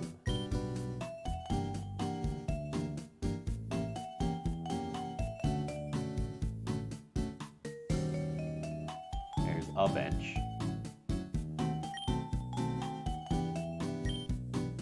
When you're having a rematch, you're allowed to forfeit the match at any time. Interesting. Good to know. This is an RPG Maker game because I can be trapped by NPCs wandering around aimlessly.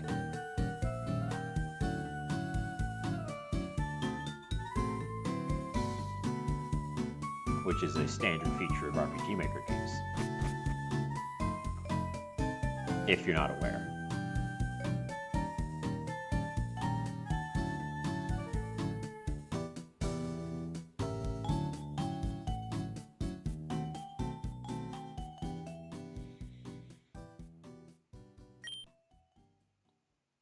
Shady old man got me to buy this weird fish.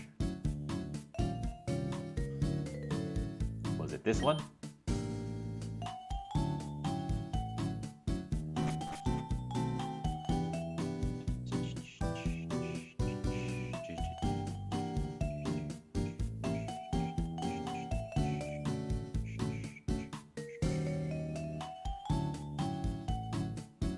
We're looking for benches. There's a bench.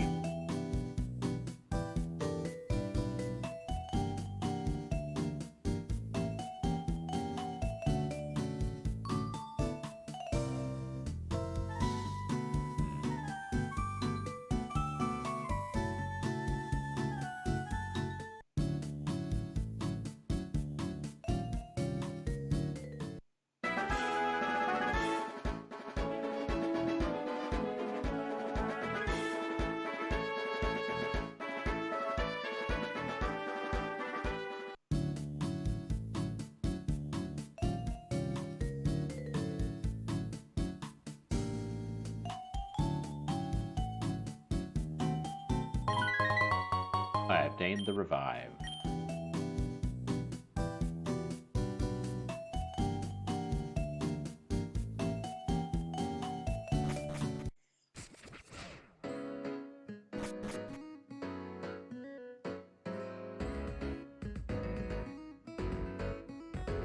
you, right?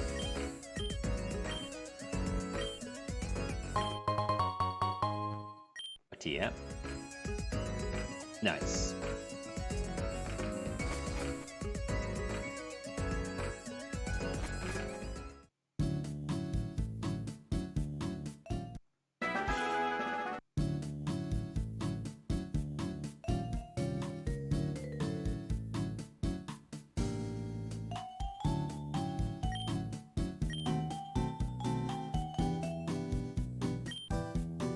This guy has the Poke. If I can beat Brock.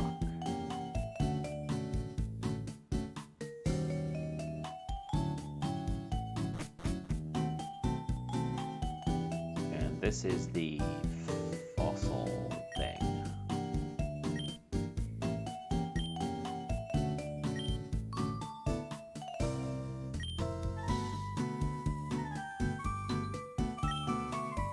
Metronome. No, thank you. No, thank you. I don't need metronome.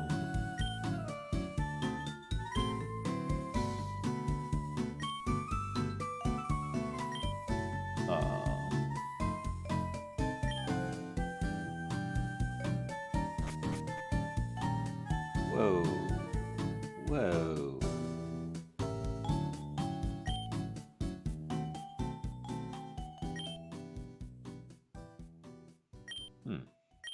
That's a...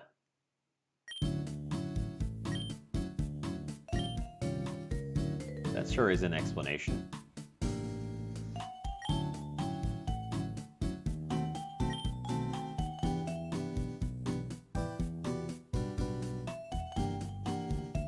And you. Mud Slap. Sure. Question 1. Which fossil can be revived in Kabuto? The dome. What is the only fossil that cannot evolve? Pterodactyl. Which can be regenerated from the skull? Kratos. I don't need Mud Slap.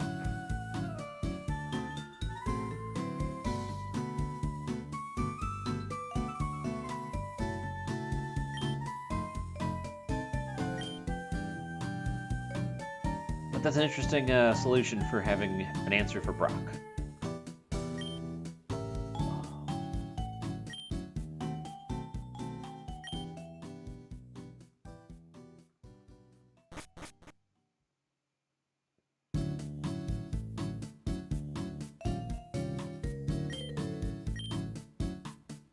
Entry is free.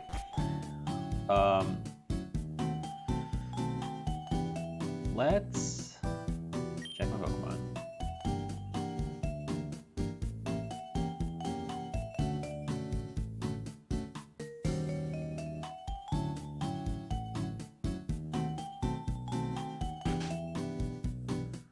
Okay, I've been on for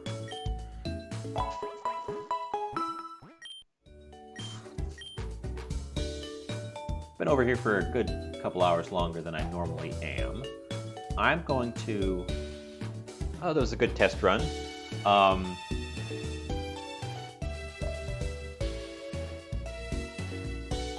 Anyone stuck with me? Nobody's stuck with me. Okay, I'm going to send us off then to... Let's...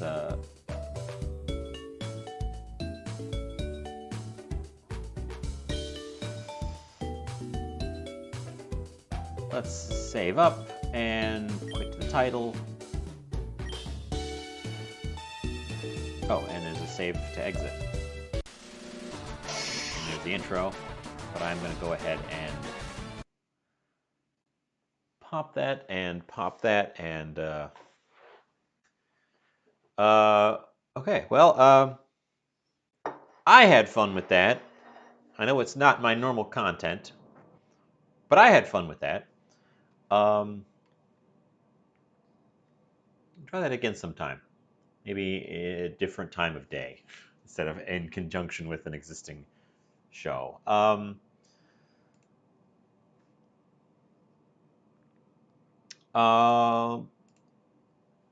gonna go right off to the Fae.